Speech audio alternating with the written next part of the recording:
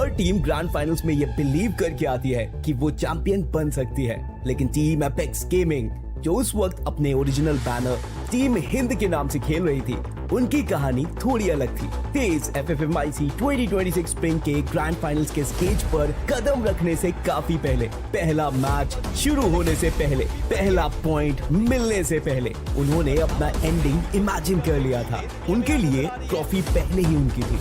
ये over confidence नहीं था, ये बिलीव था।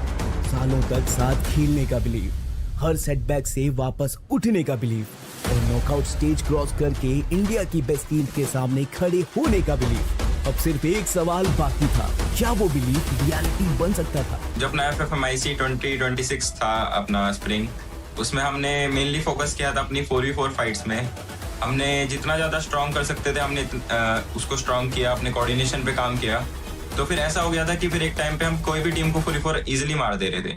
उसी से फिर हमको कॉन्फिडेंस आ गया था कि 4v4 फाइट अपनी बहुत ज्यादा स्ट्रॉन्ग है, बस जोन्स और बाकी सब चीज पे अपने को ध्यान देना है, बाकी फाइट्स तो हम निकाल ही लेंगे।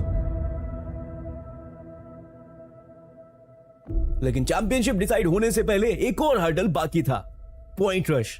6 मैचेस, एक दिन, और वही डिसाइड करता था कि चैंपियनशिप डे पर हर टीम कितने हेड स्टार्ट पॉइंट्स के साथ शुरुआत करेगी। यहाँ ट्रॉफी नहीं मिलनी थी, सिर्फ मोमेंटम, और टीम हिंद ने इसी चीज को टारगेट बनाया। उन्होंने लॉबी डोमिनेट करने की कोशिश नहीं की, हर गेम में अननेसेसरी फाइट्स नहीं ली, जहां अपॉर्चुनिटी मिली वहां कैपिटलाइज किया। और जब मैच 5 आया, टीम हिंद ने पूरे पॉइंट रश का अपना बेस्ट परफॉर्मेंस दिया।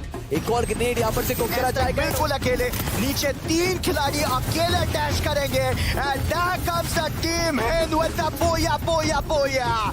19 एलिमिनेशन के साथ बूया, एक स्टेटमेंट गेम। दिन के एंड तक team Hind overall 3rd place पर फिनिश हुई। रिवॉर्ड मिला 5 head start points. Grand finals में तो हमारा स्टार्टिंग में टारगेट यही था कि हमको 3 से 4 गेम में चैंपियन रश ऑन करना है, बट ऐसा हुआ कि हमारे गेम्स बहुत ज्यादा एवरेज चले गए कुछ रीजंस की वजह से।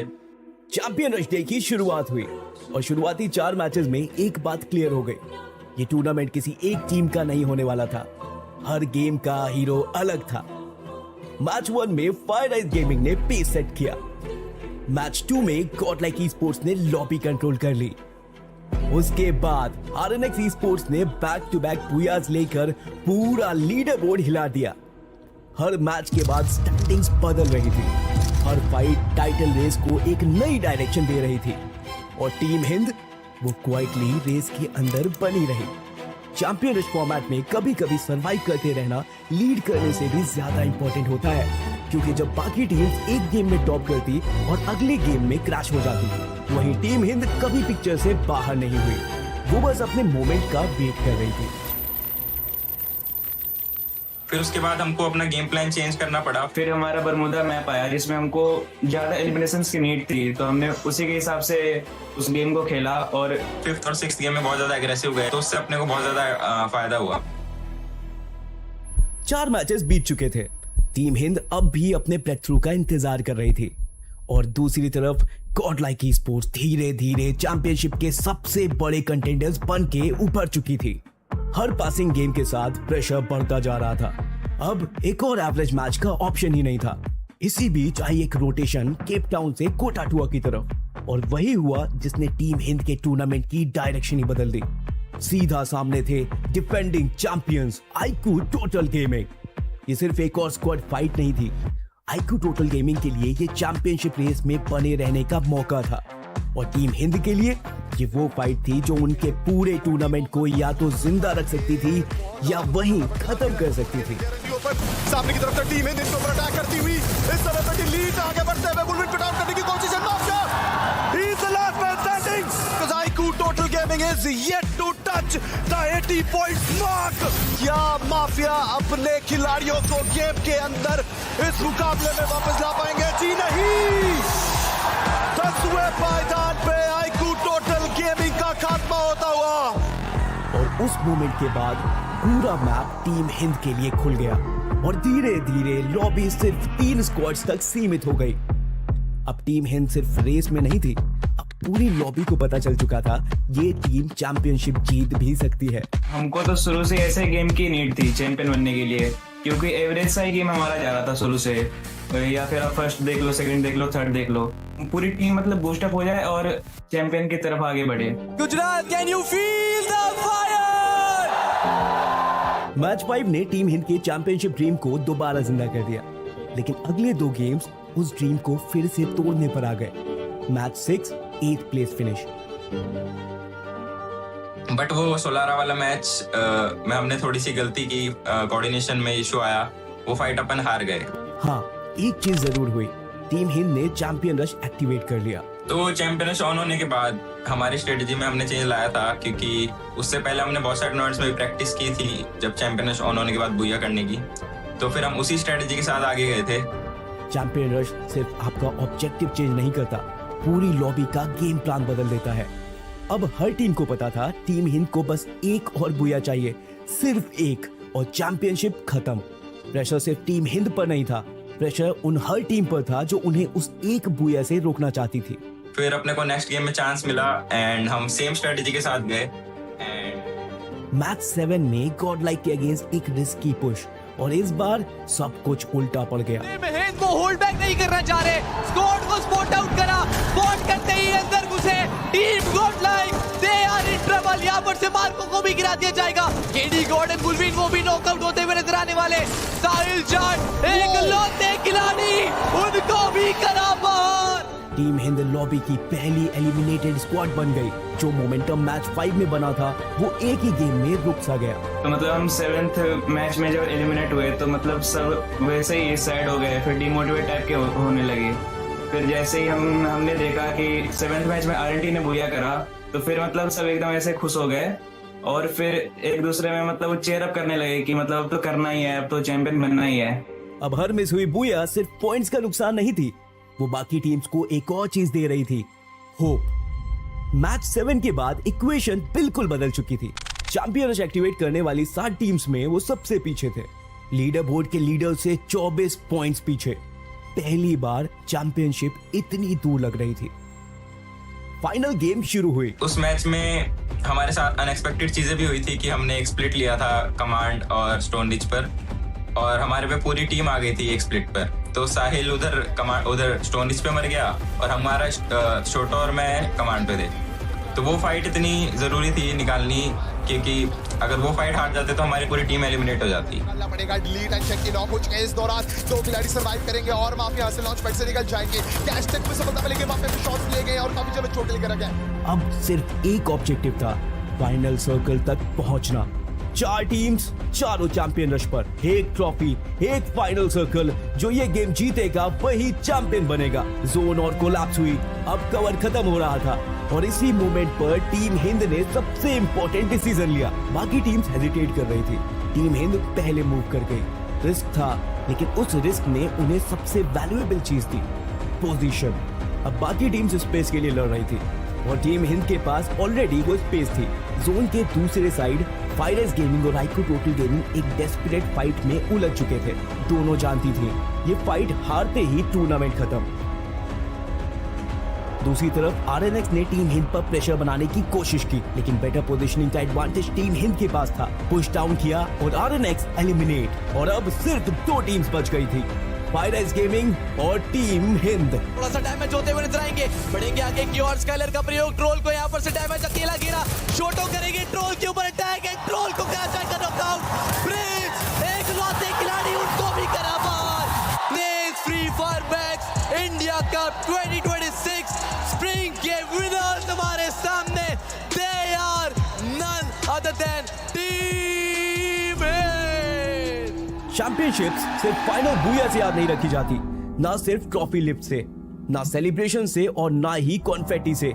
उनकी फाउंडेशन उससे बहुत पहले पड़ती है। मेटा को समझने में, स्क्रिम्स के एंडलेस आवर्स में, हर हार के बाद हुई अनकंफर्टेबल डिस्कशंस में और उस बिलीफ में जो कभी टूटने नहीं दिया गया। टीम हिंद ने तेज FFMIC 2026 स्प्रिंग इसीलिए नहीं जीता क्योंकि वो परफेक्ट थी, उन्होंने इसलिए जीता क्योंकि जब जब टूर्नामेंट ने उन्हें टेस्ट किया, हर बार उनके पास एक जवाब था। और अब एक नया चैप्टर शुरू हो रहा है, इस बार टीम हिंद के नाम से नहीं, टीम एपेक्स गेमिंग के नाम से। अब बाकी टीम्स ट्रॉफी के पीछे नहीं भागेंगे, वो भागेंगे डिफेंडिंग चैंपियंस के पीछे, क्योंकि फॉल सीजन में हर टीम का टारगेट एक होगा, टीम एपेक्स गेमिंग। इस टाइटल को हमारे को डिफेंड करना एक बहुत बड़ी चीज़ है, क्योंकि हमारी अब रिस्पॉन्सिबिलिटी और ज़्यादा बढ़ गई है। जैसे कि हम और भी जानकारी और फैंस भी हमारे बहुत सारे नए जुड़े हैं हमारे साथ, तो हमारी रिस्पॉन्सिबिलिटी है कि उनको निराश ना करना।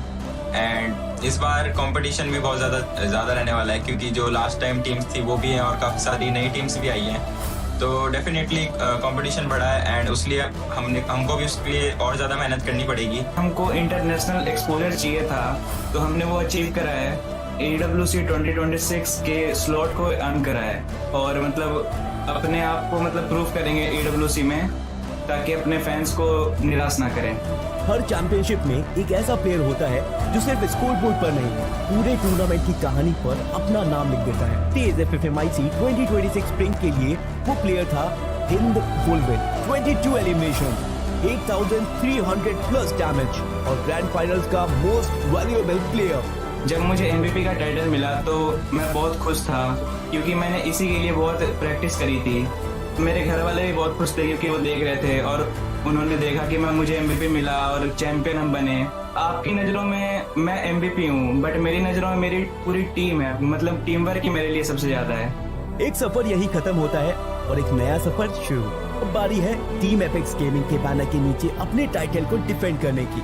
TEZ FFMIC 2026 फॉल के दौरान हम लेकर आएंगे और भी behind the scenes stories, exclusive player interviews और टूर्नामेंट की हर बड़ी कहानी सबसे करीब से।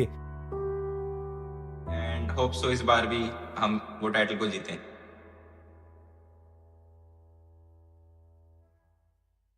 खुद को हील अप करना उनके लिए भी बेहद जरूरी है। तू है कौन तू? अरे देवा, पीछे से खिलाड़ी चेस करता हुआ नजर आएगा। खिलाड़ी बेहद करीब, प्रेडेटर अपना प्रे बिल्कुल नहीं छोड़ना चाहेंगे। रेनॉक्स सामने, बट रेनॉक्स बाप को भेज, तेरे बस की बात नहीं। वो इलाका R2 के प्लेयर जो सिल्की पे बेहद करीब। जैक, ऐसा मत करो मेरी जान, लाइफ में कुछ अच्छा करो यार। चलो को चेस करना पड़ेगा। What is he doing? He's beginning to believe. अरे हेलो, अरे कोई मेरी आवाज सुन रहा है? टूटा हुआ साज हूं मैं। हाँ ये कर लो पहले। दूरी है, सामने की ओर से रश किया गया है, के प्लेयर्स आगे बढ़ते हैं। फायर ने ग्लिच को गिराया, आस्ट्रीट को भी गिरा दिया। दो प्लेयर गिर चुके। जलवा है हमारा। मौत को छू के जाने का ट्राई भी किया है, मिर्रे की ये लेटे। मेरे को तो ऐसा धक धक हो रहा है। हाँ, मुझे लगता है कुछ नहीं किया जा सकता यहाँ पर, लेकिन एक नॉकआउट। रोज आते हैं इस उम्मीद पे, आज जीतेंगे, कल जीतेंगे, परसों जीतेंगे, रोज हारते हैं। आई एम सॉरी बाबू। अरे टेंशन नहीं लेने का, अपन है ना। जब भी गॉड हाथों में का बदला लेकर QX का हो चुका है एलिमिनेशन। क्या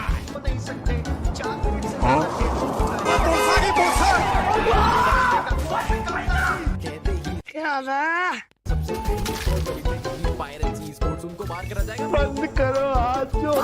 शॉट से फिलहाल यहाँ पर एक एलिमिनेशन अपने नाम करते हुए नजर आएगा ये खिलाड़ी। 2 elimination. Bye, have a great time. अब देखिए असेंडेंट्स के जस्ट ऊपर एंड रॉजर ने ग्रेनेड थ्रो किया है। अभी बता दे भाई। पढ़ाई लिखाई में ध्यान लगाओ, IAS बनो और देश को संभालो। पार्टी का एलिमिनेशन निकाला है। कैप्टन 40 सिंगल चिप है अभी, बट क्या दूसरे प्लेयर को भी और यहाँ पे हमें वो यहाँ पे खेलना पड़ेगा सामने। अब तू गया बेटा, अब तू गया, देख तेरी औकात मैं दिखाता हूँ। तेरा तो गेम बचाना पड़ेगा। किया जाएगा यहाँ पे व्हीकल का बस हवा निकल गई। इस्तेमाल किया गया, बट राजू वो भी इस वक्त सारी कैलकुलेशन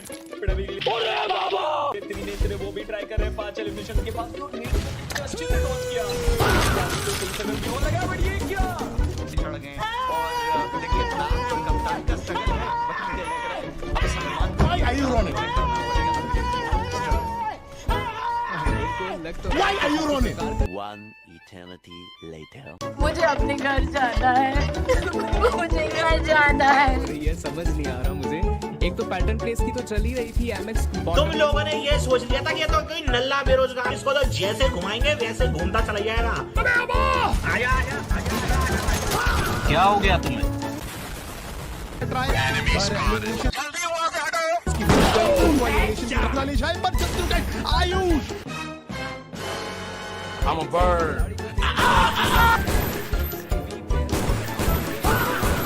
सांप को देखा और तेरे को देखा तो पहला सांप को छोड़ के तेरे को मारना।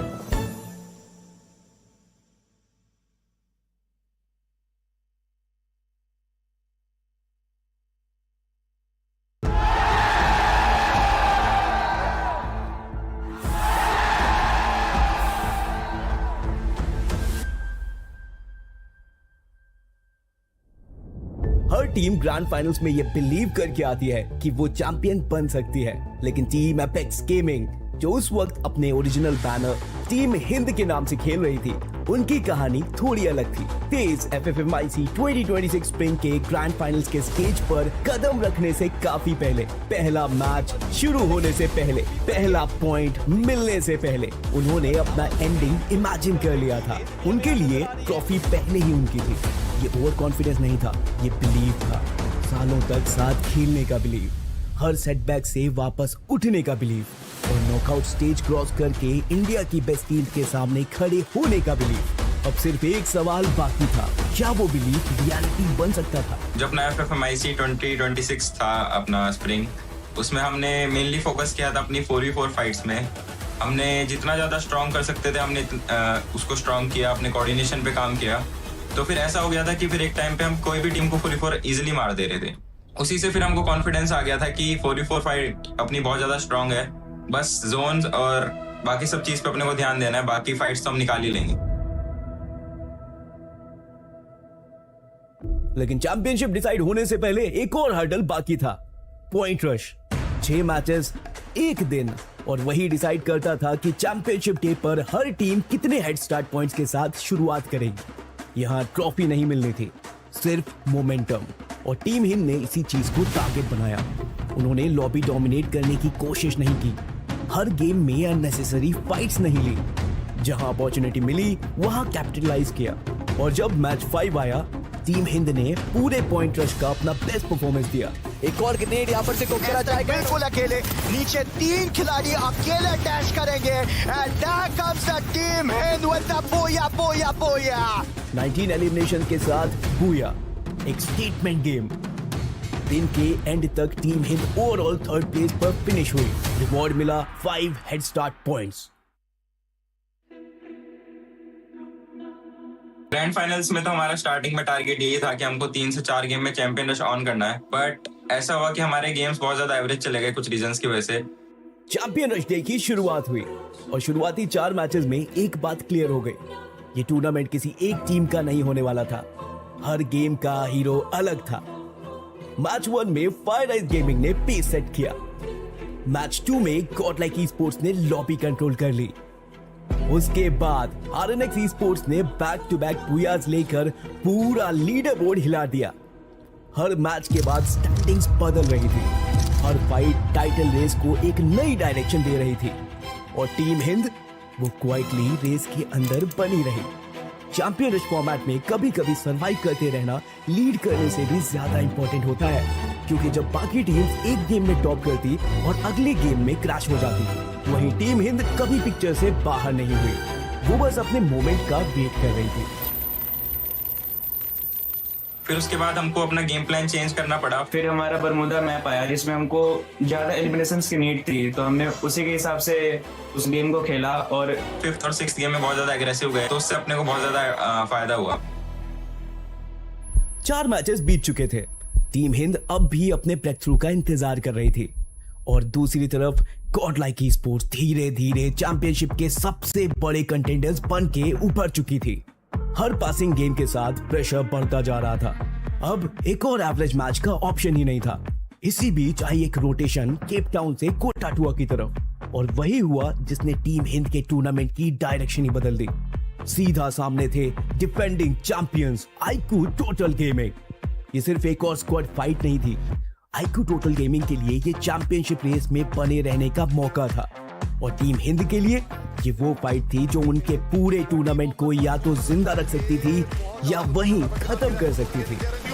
सामने की तरफ से टीम हिंद इसके ऊपर अटैक करती हुई इस समय पर लीड आगे बढ़ते हुए बुलविन पिट आउट करने की कोशिश है। Mafia, he is the last man standing, because IQ Total Gaming is yet to touch the 80 points mark. क्या माफिया अपने खिलाड़ियों को गेम के अंदर इस मुकाबले में वापस ला पाएंगे? जी नहीं। 10वें पायदान पे आईक्यू टोटल गेमिंग का खात्मा होता हुआ, और उस मोमेंट के बाद पूरा मैप टीम हिंद के लिए खुल गया और धीरे धीरे लॉबी सिर्फ 3 स्क्वाड्स तक सीमित हो गई। अब टीम हिंद सिर्फ रेस में नहीं थी, अब पूरी लॉबी को पता चल चुका था ये टीम चैंपियनशिप जीत भी सकती है। हमको तो शुरू से ऐसे गेम की नीड थी चैंपियन बनने के लिए, क्योंकि एवरेज सा ही गेम हमारा जा रहा था शुरू से, या फिर आप फर्स्ट देख लो, सेकंड देख लो, थर्ड देख लो, पूरी टीम मतलब बूस्ट अप हो जाए और चैंपियन की तरफ आगे बढ़े। Gujarat, can you feel the fire?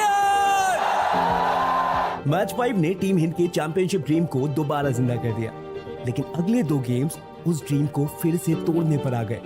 Match 6 8th place finish. But वो 16 वाला मैच में हमने थोड़ी सी गलती की, कोऑर्डिनेशन में इशू आया, वो फाइट अपन हार गए। हाँ, एक चीज जरूर हुई, टीम हिंद ने चैंपियन रश एक्टिवेट कर लिया। तो चैंपियन रश ऑन होने के बाद हमारी स्ट्रेटेजी में हमने चेंज लाया था, क्योंकि उससे पहले हमने बहुत सारे टूर्नामेंट्स में भी प्रैक्टिस की थी जब चैंपियन रश ऑन होने के बाद बूया करने की, तो फिर हम उसी स्ट्रेटेजी के साथ आगे गए थे। चैंपियन रश सिर्फ आपका ऑब्जेक्टिव चेंज नहीं करता, पूरी लॉबी का गेम प्लान बदल देता है। अब हर टीम को पता था टीम हिंद को बस एक और बूया चाहिए, सिर्फ एक, और चैंपियनशिप खत्म। प्रेशर सिर्फ टीम हिंद पर नहीं था, प्रेशर उन हर टीम पर था जो उन्हें उस एक बूया से रोकना चाहती थी। फिर अपने को नेक्स्ट गेम में चांस मिला एंड हम सेम स्ट्रेटेजी के साथ गए। मैच 7 में गॉड लाइक के अगेंस्ट एक रिस्की पुश, और इस बार सब कुछ उल्टा पड़ गया। हिंद को होल्ड बैक नहीं करना चाह रहे, स्क्वाड को स्पॉट आउट करा, स्पॉट करते ही अंदर घुसे team Godlike, they are in trouble. यहाँ पर से मार्को को भी गिरा दिया जाएगा, केडी गॉर्डन बुलविन को भी नॉकआउट होते हुए नजर आने वाले। साहिल जाट एक लौटे खिलाड़ी, उनको भी करा बाहर। टीम हिंद लॉबी की पहली एलिमिनेटेड स्क्वाड बन गई। जो मोमेंटम मैच 5 में बना था वो एक ही गेम में रुक सा गया। तो मतलब हम 7th मैच में जब एलिमिनेट हुए तो मतलब सब वैसे ही साइड हो गए, फिर डिमोटिवेट टाइप के होने लगे। फिर जैसे ही हमने देखा कि 7th मैच में आरएनटी ने बूया करा, तो फिर मतलब सब एकदम ऐसे खुश हो गए और फिर एक दूसरे में मतलब वो चेयर अप करने लगे कि मतलब अब तो करना ही है, अब तो चैंपियन बनना ही है। अब हर मिस हुई बूया सिर्फ पॉइंट्स का नुकसान नहीं थी, वो बाकी टीम्स को एक और चीज दे रही थी, होप। मैच 7 के बाद इक्वेशन बिल्कुल बदल चुकी थी। चैंपियन रश एक्टिवेट करने वाली 7 टीम्स में वो सबसे पीछे थे, लीडर बोर्ड के लीडर से 24 पॉइंट्स पीछे। पहली बार चैंपियनशिप इतनी दूर लग रही थी। फाइनल गेम शुरू हुई। उस मैच में हमारे साथ अनएक्सपेक्टेड चीजें भी हुई थी कि हमने एक स्प्लिट लिया था कमांड और स्टोन रिच पर, और हमारे पे पूरी टीम आ गई थी एक स्प्लिट पर। तो साहिल उधर स्टोन रिच पे मर गया और हमारा छोटो और मैं कमांड पे थे। तो वो फाइट इतनी जरूरी थी निकालनी, क्योंकि अगर वो फाइट हार जाते तो हमारी पूरी टीम एलिमिनेट हो जाती। पड़ेगा delete and check in off हो चुके हैं। इस दौरान 2 खिलाड़ी सर्वाइव करेंगे और माफिया से लॉन्च पैड से निकल जाएंगे। कैश टेक में सफलता मिलेगी, माफिया के शॉट्स लिए गए और काफी जगह चोट लेकर गए। अब सिर्फ एक ऑब्जेक्टिव था, फाइनल सर्कल तक पहुंचना। 4 टीम्स, चारों चैंपियन रश पर, एक ट्रॉफी, एक फाइनल सर्कल। जो ये गेम जीतेगा वही चैंपियन बनेगा। जोन और कोलैप्स हुई, अब कवर खत्म हो रहा था और इसी मोमेंट पर टीम हिंद ने सबसे इंपॉर्टेंट डिसीजन लिया। बाकी टीम्स हेजिटेट कर रही थी, टीम हिंद पहले मूव कर गई। रिस्क था, लेकिन उस रिस्क ने उन्हें सबसे वैल्यूएबल चीज दी, पोजीशन। अब बाकी टीम्स स्पेस के लिए लड़ रही थी और टीम हिंद के पास ऑलरेडी वो स्पेस थी। जोन के दूसरे साइड फायरस गेमिंग और आईक्यू टोटल गेमिंग एक डेस्परेट फाइट में उलझ चुके थे। दोनों जानती थी ये फाइट हारते ही टूर्नामेंट खत्म। दूसरी तरफ आरएनएक्स ने टीम हिंद पर प्रेशर बनाने की कोशिश की, लेकिन बेटर पोजीशनिंग का एडवांटेज टीम हिंद के पास था। पुश डाउन किया और आरएनएक्स एलिमिनेट, और अब सिर्फ 2 टीम्स बच गई थी, फायरस गेमिंग और टीम हिंद। थोड़ा सा डैमेज होते हुए नजर आएंगे, बढ़ेंगे आगे की और स्काइलर का प्रयोग, ट्रोल को यहाँ पर से डैमेज अकेला गिरा, शोटो करेंगे ट्रोल के ऊपर अटैक है, ट्रोल को करा जाएगा नॉकआउट।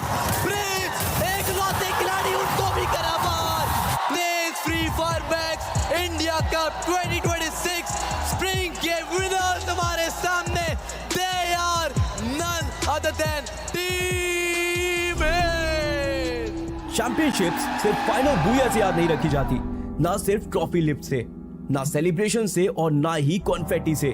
उनकी फाउंडेशन उससे बहुत पहले पड़ती है। मेटा को समझने में, स्क्रिम्स के एंडलेस आवर्स में, हर हार के बाद हुई अनकंफर्टेबल डिस्कशंस में और उस बिलीफ में जो कभी टूटने नहीं दिया गया। टीम हिंद ने तेज FFMIC 2026 स्प्रिंग इसीलिए नहीं जीता क्योंकि वो परफेक्ट थी। उन्होंने इसलिए जीता क्योंकि जब जब टूर्नामेंट ने उन्हें टेस्ट किया, हर बार उनके पास एक जवाब था। और अब एक नया चैप्टर शुरू हो रहा है। इस बार टीम हिंद के नाम से नहीं, टीम एपेक्स गेमिंग के नाम से। अब बाकी टीम्स ट्रॉफी के पीछे नहीं भागेंगे, वो भागेंगे डिफेंडिंग चैंपियंस के पीछे, क्योंकि फॉल सीजन में हर टीम का टारगेट एक होगा, टीम एपेक्स गेमिंग। इस टाइटल को हमारे को डिफेंड करना एक बहुत बड़ी चीज है, क्योंकि हमारी अब रिस्पॉन्सिबिलिटी और ज्यादा बढ़ गई है। जैसे कि हम और भी ज्वाइन करी और फैंस भी हमारे बहुत सारे नए जुड़े हैं हमारे साथ, तो हमारी रिस्पॉन्सिबिलिटी है कि उनको निराश ना करना। एंड इस बार कंपटीशन भी बहुत ज़्यादा रहने वाला है, क्योंकि जो लास्ट टाइम टीम्स थी वो भी हैं और काफ़ी सारी नई टीम्स भी आई हैं, तो डेफिनेटली कंपटीशन बढ़ा है। एंड उसलिए हमको भी उसके लिए और ज़्यादा मेहनत करनी पड़ेगी। हमको इंटरनेशनल एक्सपोजर चाहिए था, तो हमने वो अचीव करा है। AWC 2026 के स्लॉट को अर्न करा है और मतलब अपने आप को मतलब प्रूव करेंगे AWC में, ताकि अपने फैंस को निराश ना करें। हर चैंपियनशिप में एक ऐसा प्लेयर होता है जो सिर्फ स्कोर बोर्ड पर नहीं, पूरे टूर्नामेंट की कहानी पर अपना नाम लिख देता है। तेज FFMIC 2026 स्प्रिंग के लिए वो प्लेयर था हिंद बुलविन। 22 एलिमिनेशन, 8300 प्लस डैमेज और ग्रैंड फाइनल्स का मोस्ट वैल्यूएबल प्लेयर। जब मुझे MVP का टाइटल मिला तो मैं बहुत खुश था, क्योंकि मैंने इसी के लिए बहुत प्रैक्टिस करी थी। मेरे घर वाले भी बहुत खुश थे क्योंकि वो देख रहे थे और उन्होंने देखा कि मुझे MVP मिला और चैंपियन हम बने। आपकी नज़रों में मैं MVP हूँ, बट मेरी नज़रों में मेरी पूरी टीम है, मतलब टीम वर्क ही मेरे लिए सबसे ज़्यादा है। एक सफर यही खत्म होता है और एक नया सफर शुरू। अब बारी है टीम एपेक्स गेमिंग के बैनर के नीचे अपने टाइटल को डिफेंड करने की। तेज FFMIC 2026 फॉल के दौरान हम लेकर आएंगे और भी behind the scenes stories, exclusive player interviews और टूर्नामेंट की हर बड़ी कहानी सबसे करीब से। एंड होप सो इस बार भी हम वो टाइटल को जीतें।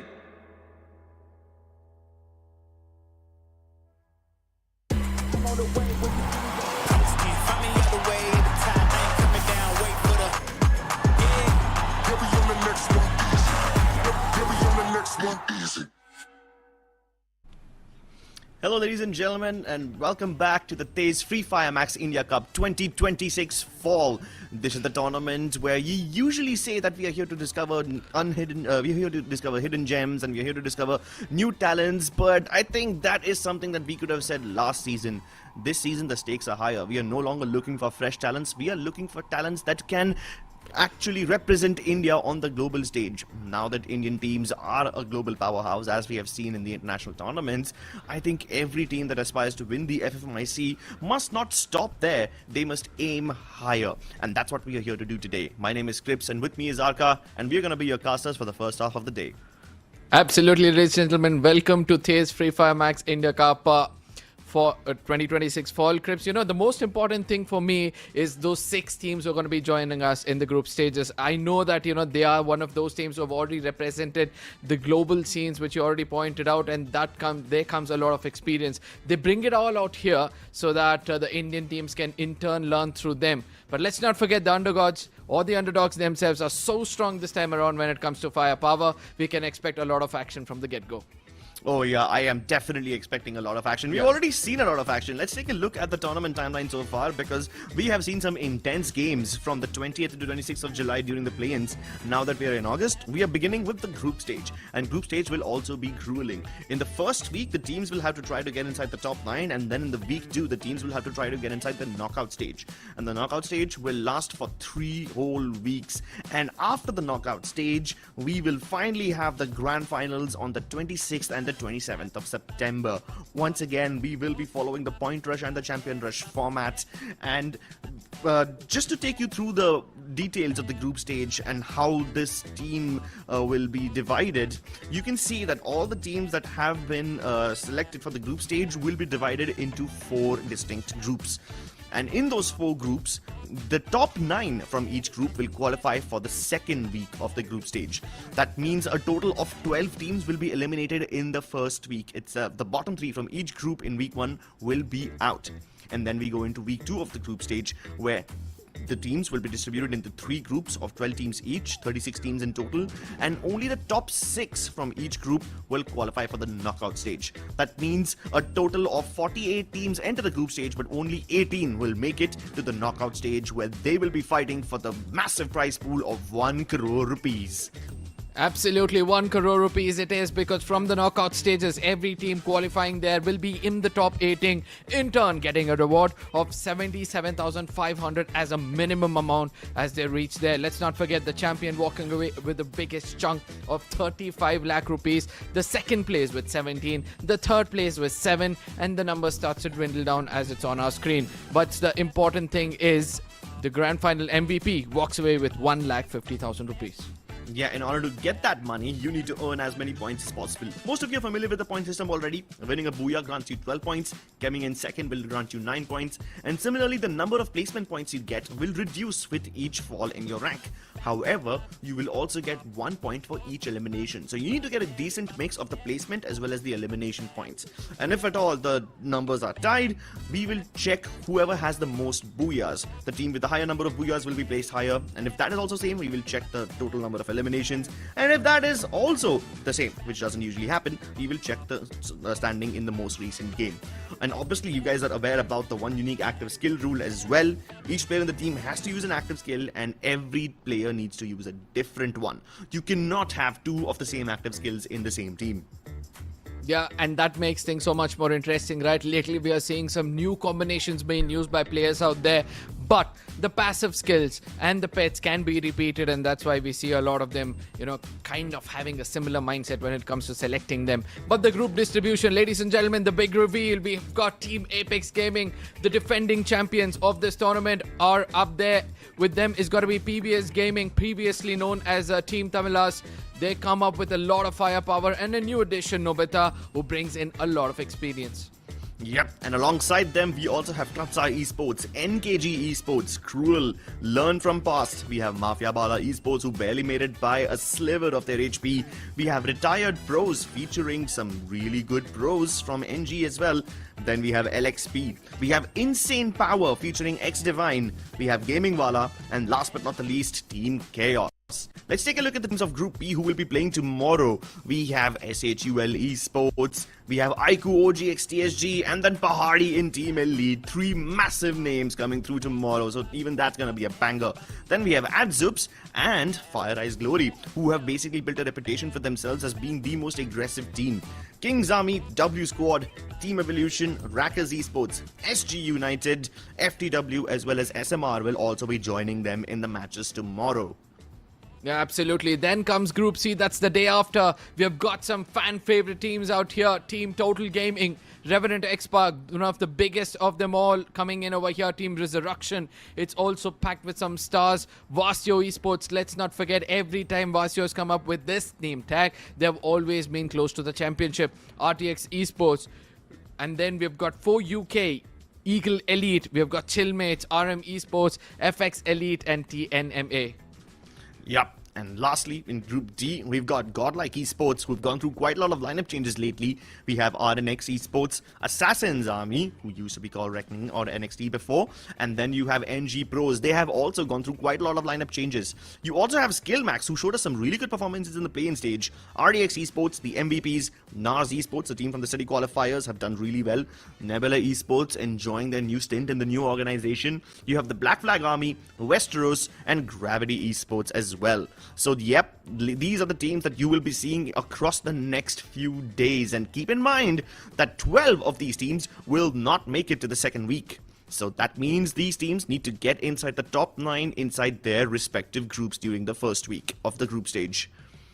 Crips, after looking at all the teams, I'm interested to see how the lineups are, because all of these familiar faces for the first time are going to be visible, especially Team Apex Gaming sticking to their 5 who have done exceptionally well so far. PBS Gaming as well, they're also stuck together for a long time, and that's one of the reasons why we see these teams have been not only been the fan favorites, but also been the team to watch out for. Yeah, and that's exactly why I am worried for every other team in this lobby today, because the defending champions are here. You also have MAFIABALA Esports. MAFIABALA used to be known as one of the best snipers in the country, but he's now mentoring a bunch of young lads. You've got retired pros featuring Struggle from the old team of NG Pros, and he's accompanied by Sallu, Blood and Somi. Then you also have LXP Esports, who have done really well for themselves in the previous week. You've got Insane Power. They have an insane storyline as well. X-Divine, after finding out that he's no longer a part of Remnant X-Park last minute, had to assemble this team, and then he got through the city qualifiers and made it to the group stage as well. Gaming WALLA also features some good players, but I'm yet to see them prove themselves. And last but not the least, they had his Team Chaos. You might have seen Scary and Ninja before. These guys have made quite a reputation for themselves. Ninja was also known as one of the better snipers and one of the better IGLs while he was playing for Reckoning Esports. So there's a lot of teams here today, Arka, that used to play in bigger teams before, but now they've come through in smaller teams and they're trying to claw their way back to the top. And it will be equally difficult for everyone, because in the previous stage of the tournaments, in the play-ins, we saw 6 teams that were invited. These were the 6 teams that played in the LAN as well, and only 5 of them made it into the next stage of the tournament. Arise Esports could not make it, even though they were a LAN finalist last time. Out of the 12 city qualifier teams, only 11 have made it in. So these teams have done pretty well for themselves. But the FFC mode teams, oh boy, a lot of them had to learn some difficult lessons the hard way. 40 FFC mode teams were eliminated in the play-ins. Only 26 have made it through to the group stage. This is where experience has come into play, right? We have seen invited teams do well, city qualifier teams who had to fight amongst so many teams coming in from their cities and trying to understand the pressure. These teams had that a bit of experience as well, due to which we'll be able to see some more action take place out here, some more mature gameplay coming out, in this group stages itself, and that's why things becomes much more interesting. But ladies and gentlemen, do not forget to share this stream among your friends, because it's more important for you to make sure that you bring in your teammates, you bring in all of those survivors who play this game to understand what best we can do next. Yeah, and that's when you can see the clear difference between the invited teams, the city qualified teams, and the FFC mode teams. I mean, that's how you know the caliber and the skill difference between all of them. And right now, the teams with the highest amount of skill are these ones on your team. These are the top 6 LAN finalists from the spring season of FFMIC. Number 1 obviously being Team Apex Gaming. They are the champions. No longer just the champions of India, but they've also shown that they can do some good damage on the international stage as well. Then you've got SHUL Esports. They came from nowhere. They were called Fire Eyes Gaming before, and then they took the country by storm as the most aggressive team, and now they're signed up by one of the most prestigious organizations of the country. You've got Total Gaming, the fan favorites, Godlike Esports, RNX, as well as Revenant X-Park, who've had some really good lineup changes. So I want to see what these teams can accomplish, because they have already established their legacy. Now they need to reinforce it. But for all the other teams, they will have to forge their legacies from scratch.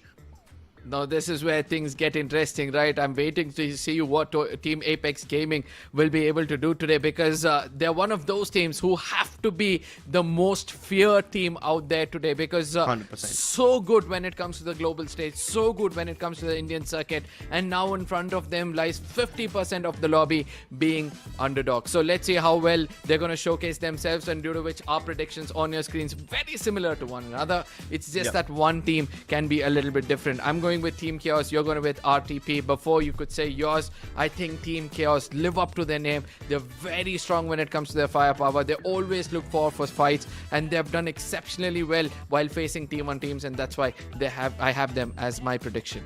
And I agree, I have Team Chaos in one of my predictions, but not in this map, in one of the other maps as well. I agree, they are a dangerous team. They were called Team Tamilas previously. Some of you will be very familiar with those players, Khonshu and Script. I mean, my god, I was screaming my lungs out whenever they appeared on the screen during the spring season of this tournament. And they did really well in the previous season as well, right? I mean, they didn't make it to the LAN, but they were dominating the group stage. And now that they're in the group stage again, I can't wait to see what they do. They will have 6 games to prove their mettle. The first game is going to be Kalahari. Then we move on to Solara and Nextera. Arka, I think the Free Fire gods are a little biased towards us in our favor because we get the most aggressive maps of the lobby. Then we move on to Bermuda and Purgatory and the sixth random map, which will be casted by our other few caster friends.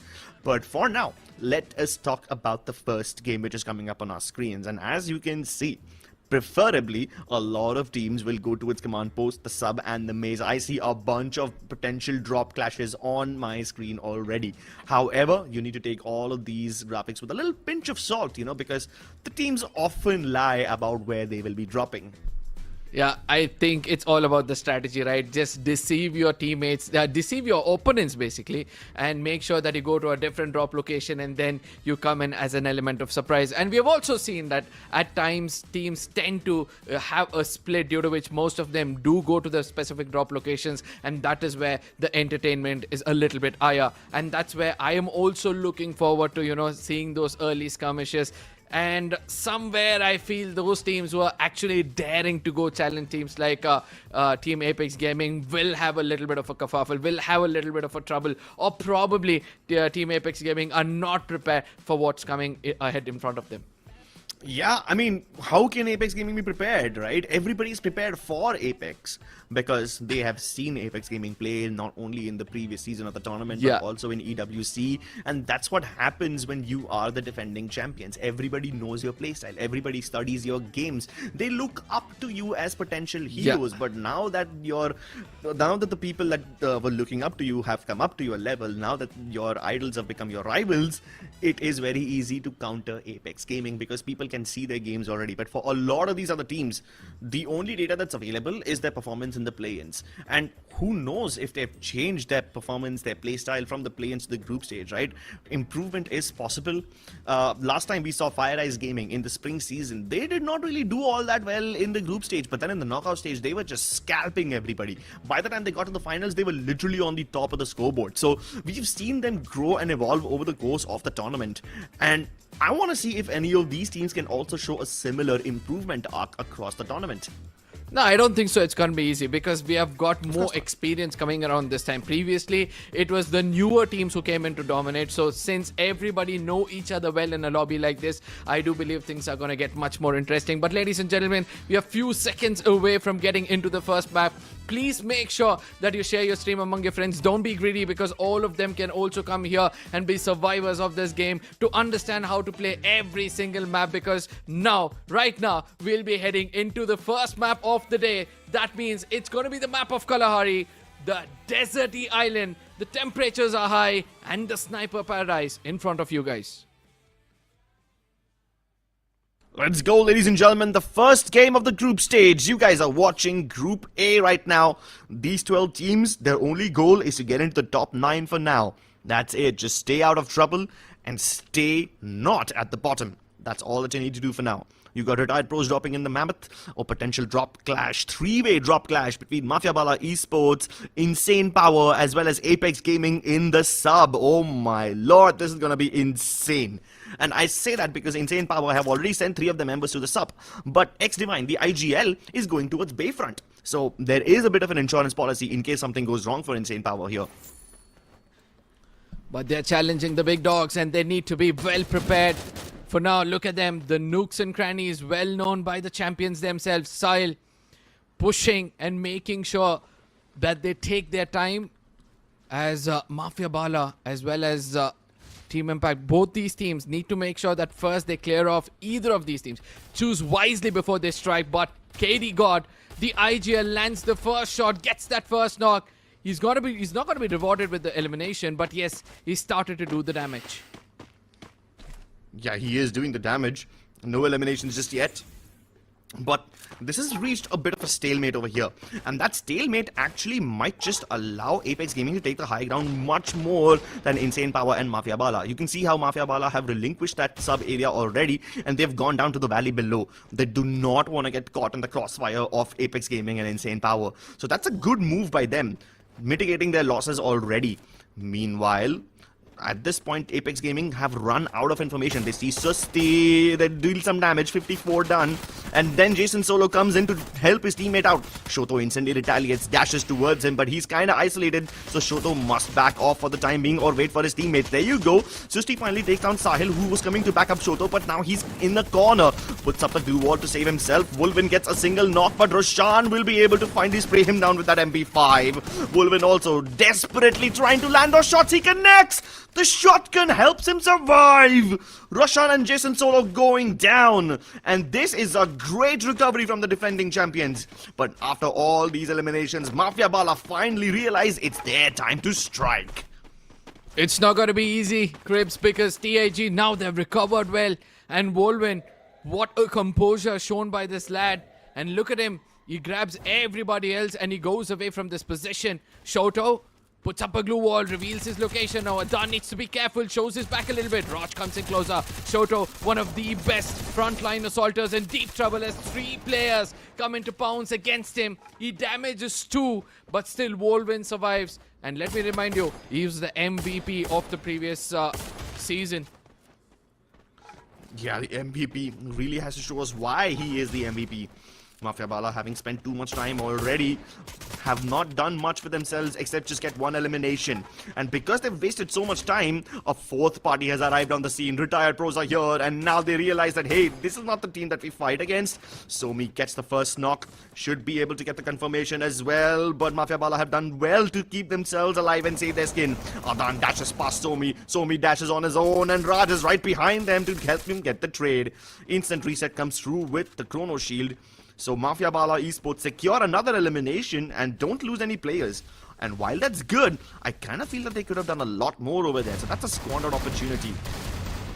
PBS on the receiving end of things. It's CLUTZA who put down the players of PBS for now, but sadly they do not wash them out. Katie got. Now they're pushing.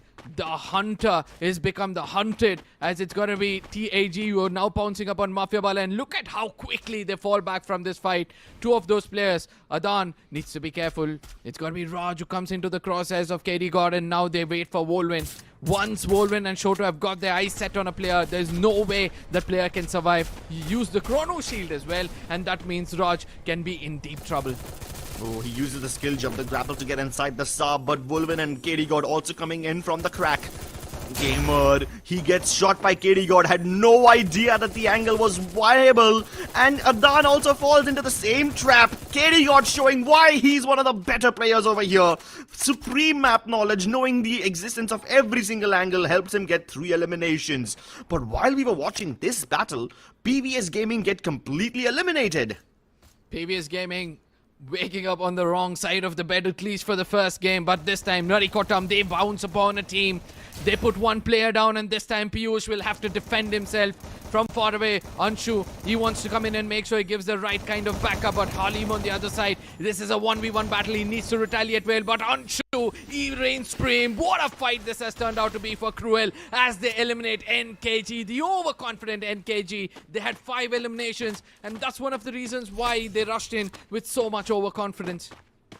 Yep, and you cannot afford to overextend over there. Overconfidence, overheating, it will lead to an early demise. And Cruel Esports, they are doing quite the opposite of being overconfident. They're measured and they're very, very tactical in their approach.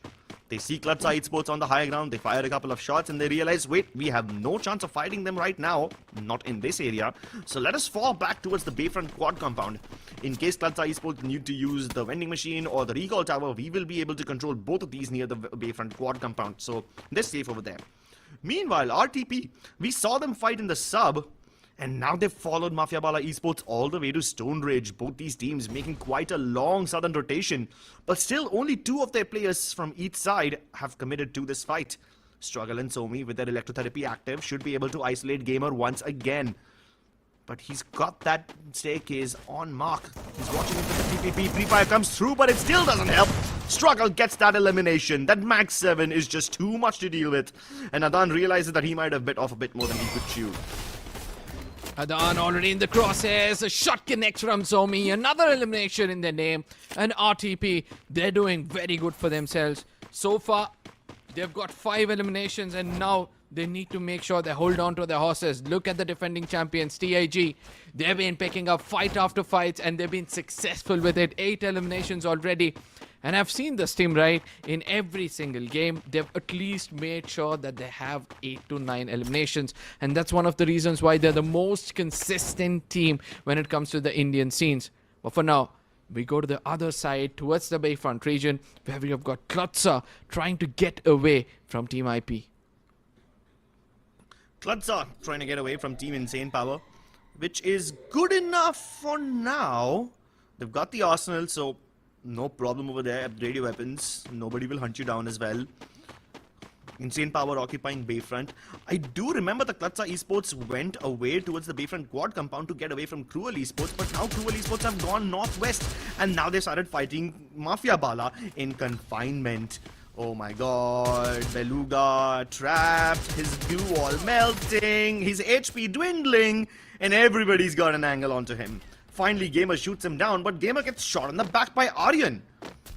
Yep, Aryan in trouble because Raj is right now pushing against him, but he doesn't stop. What a shot midair. Gets that elimination peacefully. But the best part is, he's still got one more player to deal with. He knows, he looks up to the sky because he knows the final player, Snipey, will try to do his best. But sadly, Snipey's location has been compromised. Aryan is changing his position for now. Shots being connected. But Aryan knows it's about the weaklings in the sky who needs to concentrate on.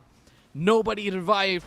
And that means there's another opportunity. Another shot! Another one connects Aryan! Unstoppable with the sniper so far. Gets so many. And finally, Gamer comes in at the right time. If not for Gamer, I don't think so it would have been easy for the opponents to survive. Oh my god, I don't know about survival because King is here to thrive! Oh my god! So much damage with that grenade launcher. And he finally gets his elimination spree put to an end. You take the King's head off, but you can't take his crown because God has his hand over his head. Amazing performance from them, and MAFIABALA Esports are out. Meanwhile, the defending champions continue fighting CLUTZA Esports. It seems like CLUTZA Esports just cannot catch a break. They try to go towards the vending machine, but they lose their players. And while that is happening, even Gaming Walla get eliminated. I had no idea who Gaming Walla were even fighting. I have no clue. Mafia as well. Even they get eliminated from this lobby, and that means we've got the best of the lot surviving. The top 8 teams, ladies and gentlemen. And amongst them, one walks away with the first BOOYAH of the group stages. KD God leading the fight. Look at him, hungry for those eliminations. Goes forward, says his teammates to just follow him. Or rather, I would say, Apex Gaming are now spreading around the map as solo players to take fights. KD God trying to land some shots onto Piyush. He's kind of cornered over there. Look at that angle switch up. You got KD God on the right, Vulvin on the left, and Piyush is kind of cornered over here.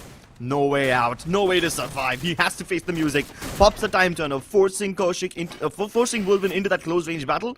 But Vulvin will win that anyway. TEZ. You know what TEZ is doing right now, Crips? They're going to every other vending machine which is there and clearing out whoever is daring to go touch that vending machine. It's as simple as that. And as the defending champions, they know where the eliminations lie.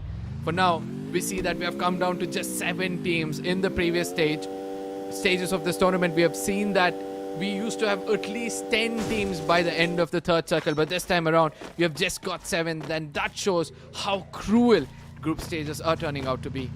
Yup, pun intended. Cruel Esports. They are doing well for themselves, and this lobby also is cruel. It's gonna be quite a vacant lobby by the time we get to the 5th circle, you know, because generally in the 5th circle, we see like there's at least 7 to 8 teams who are still alive and desperately trying to find cover. Now we've got that many teams in the 3rd circle itself. So there's gonna be plenty of real estate available for these teams once the circle gets smaller. But look at this, TEZ versus Team Chaos. 2 of the strongest teams in the lobby. One good at defense and the other one is strong when it comes to offense. But RTP, they come in and fall in the jaws of death. I don't think so. They're going to be prepared for what's going to happen next. Grenades are going to be tossed in from Sahil. What a backup given by his teammate. And KD God from a distance gets taken down. It's going to be Team Chaos trying to pull the strings out there. But Shoto slowly recovers, makes sure he gets closer to his teammates, and how quickly TEZ is re-strategizing, getting away from this position. They know that Sahil is not going to be easy for him to survive, and the rest of the teammates are just falling back to make sure they survive for the longest time possible. Yeah, Team Chaos came in as a third party hoping to sandwich Apex Gaming, but Team Chaos end up losing their players. Even though TAG had a couple of their members down on their knees, they've been quickly recovered. I wish I could do this as well. The recovery from TAG is so good. They only lose Sahil in the process. Keep in mind, even KD God was down. They still recover him. And guess what? It is still possible to get the res once again. There is a vending machine available down in Bayfront Quad compound. You can tank the damage, but do you want to do that? Because if you want to do that, you'll have to go through RTP once again. I don't think so. It's necessary because they've already got 13 eliminations. They're looking the strongest. TEZ, look at them. Look at their confidence. I mean, I've not seen any team fall back from a fight so quickly and recover as well. But for now, Wolverine, he might be exposed because RTP are pouncing upon him. He was showing his back and eventually he gets punished for it. But KD got, yes, rotated around this vicinity and probably he'll be reaching that vending machine to revive his teammates. If I'm not wrong, he'll be doing it, and there it is, successfully. All three assaulters are back in the game. All of them. Oh, but gosh, that guy, the sniper, he is putting down some nails into RTP's potential coffin. Retired pros just hanging on the downside of that ridge. Safe from CLUTZA Esports for now, that is, unless CLUTZA Esports decide to rush them from the left-hand side. But RTP are also getting shot from someone in the back. I believe that might be Apex Gaming who are trying to take shots at them, but Apex have other things to worry about now because CLUTZA is forced to go back uphill and they will end up clashing against Apex Gaming if they continue down this road. They find each other in the little walls, but there is no cover to be had. Retired pros just desperately trying to get across.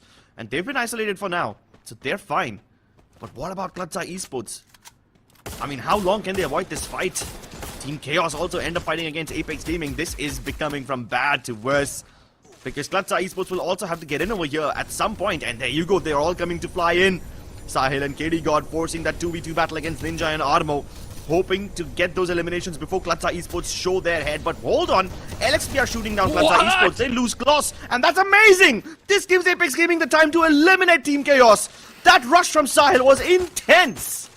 Absolutely intense, and the recovery is starting out to be the perfect one. TEZ, they eliminate another team right in front of them. It's RTP who get eliminated. The defending champions, 15 eliminations, and nobody can stop them right now. I don't know whether they have a vending machine. No, nothing visible closer to them, but they see that CTZ is going to be the next target. Sahil prepared well with that blue wall, falls back, tries to come in from a different angle. Shoto and KD God, they're dealing the damage, they're making sure they have some high ground before the opponents try to push in against them. Sahil coming in from the off angle, needs to be careful, and now again changes position. This means CTZ could be in a bit of trouble. Oh no, they get the confirmation as well. The elimination was stolen by Dorado.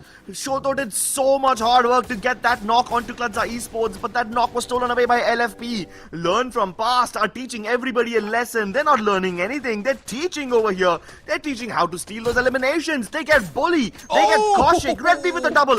And finally, after that double elimination, KD God puts Reddy's elimination streak to an end. 3v3 between LFP and Apex Gaming. Let's see if they can survive this encounter, because Cruel Esports, it's now time for them to shine. They're coming in from the southern side. Can Shoto get the angles? Damage dealt onto Dorado. They're still closing in. NRZ forcing the battle into close range. Skylar replies rhythm used onto Shoto's glue wall, but he should be able to back off.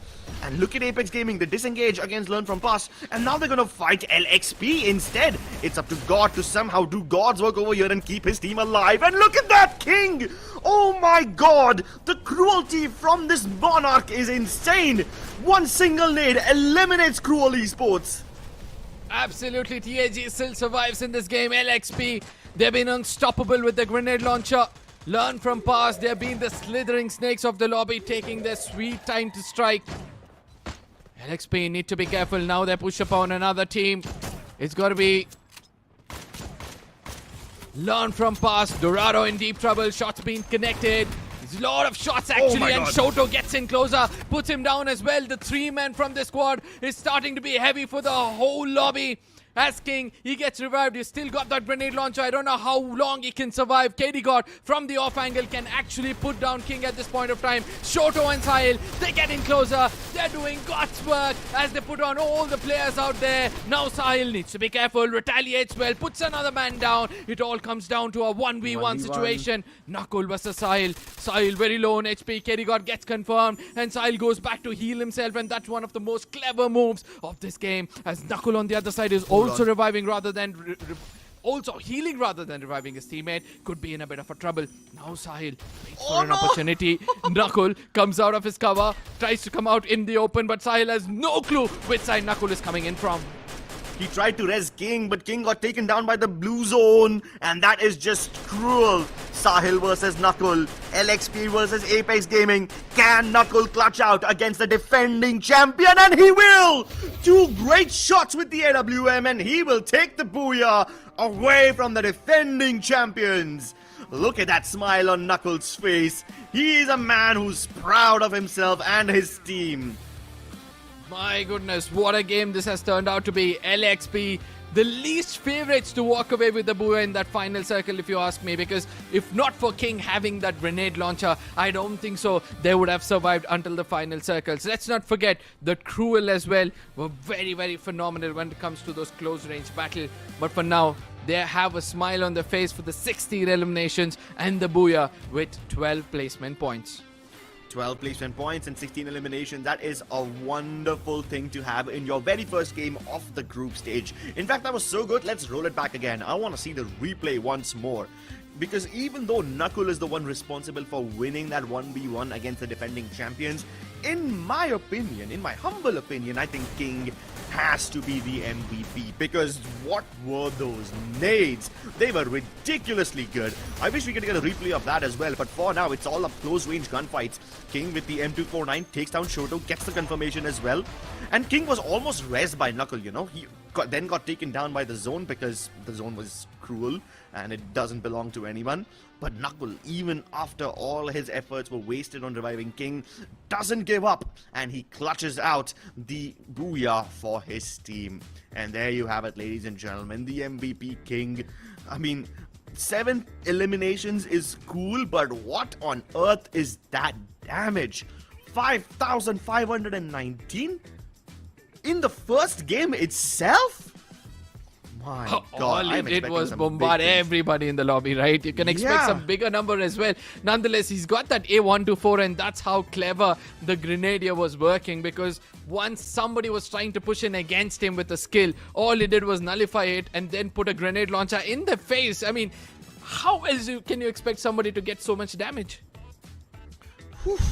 I don't think I've seen 5,000 damage without seeing like 12 eliminations on a person. So I'm guessing a lot of his damage came onto teams from the nades, and then because they were not sending in everything, a lot of those damage and those knocks were converted into reses again. So that's why he didn't get so many eliminations. The damage number doesn't match his eliminations, but you take a look at his team setup and it's quite balanced over here. You got Knuckle using the auto as well, so he's got a bit of information alongside all the other support structure that he's got.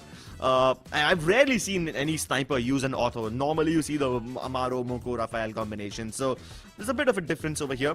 CLUTZA using the standard rushing setup, no disparity over here, but the disparity in damage numbers is insane. How does CLUTZA have 597 damage when his teammates have 4,000, 5,000 damage? That's ridiculous. All they did was probably steal others' eliminations as well, because they've got hefty amount of it, even though we didn't see them fight that many teams. Nonetheless, Team Apex Gaming is going to be on the top, scratching away the limelight, because they've got 29 points in total with 20 eliminations, which is just another day in the office for the squad. At the same time, LEARNFROMPAST, another team to watch out for, who did so well until the final circles. It's just that they fell a little bit short as they got pounced upon by the champion team itself. They're going to walk away with 18. Then comes Retired Pros and CLUTZA walking hand in hand with 17 points in total. Whew. That is a lot of points. I mean, I did not expect the numbers to be so evenly matched. Yes, sure, the top two teams end up getting 29 and 28 points, but that was expected. However, teams from 3rd to the 6th position also have 18 to 15 points. All of them in double digits. I did not expect so many teams to walk away with so many points. Because it's all about eliminations, right? And that is how things work. When we look at the circle analysis, we understand how well Team Apex were just moving around in this lobby. Look at them.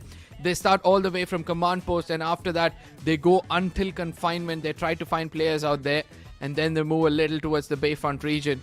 And then they go towards another vending machine, and then another one towards the foundation, and they come back to the center of the map, and that is how this team was playing. Whereas on the other side, the team that walked away with the BOOYAH just tried to survive in one corner, tried to understand the topography better, strategizing every single move until they got that final elimination as well as the BOOYAH in their name. Yeah, and look at that, the elimination distribution over here by Team Apex. At least a single elimination in every single circle. Even LEARNFROMPAST fighting consistently all throughout. Like, they only got like one elimination each in the first and the second ring. But that's fine, right? Because LXP were all over the place and they were avoiding so many battles. I saw that LXP were caught in between like this awkward third-party scenario, and they escaped even though they lost just one player. That's still a very impressive escape. Even Apex Gaming, for that matter, they were stuck in a fourth-party situation, and yet they kept 3 of their players alive up until the last circle. I think that's the significant difference between teams like LXP, LEARNFROMPAST, as well as Apex Gaming. Like, despite getting caught in such awkward scenarios where you feel like you're getting cornered, you feel like there's no escape, they still manage to keep a lot of their players alive. So they know when to push the attack and when to just back off. And that is a major differentiating factor between the teams who managed to get double-digit points versus the teams who did not do so. So hopefully that lobby will adjust in the second game. Hopefully they will be able to keep up with the aggression, because the aggression is just going to keep on getting more and more intense from here on. We're going to go to Solara next, and after that it's Nextera. Historically, these are the two maps which are the most aggressive and elimination heavy. So I am expecting a banger yet again.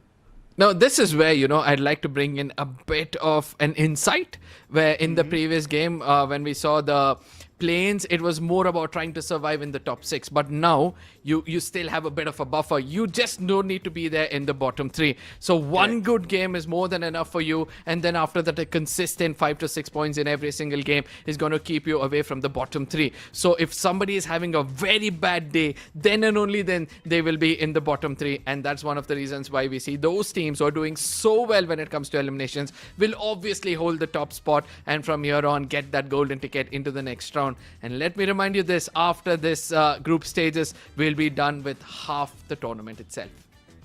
Yeah, after these group stages, we will be done with half the tournament, and it's been a difficult journey for these teams already. Let's take a look at the schedule once again to see exactly what's in store for you next.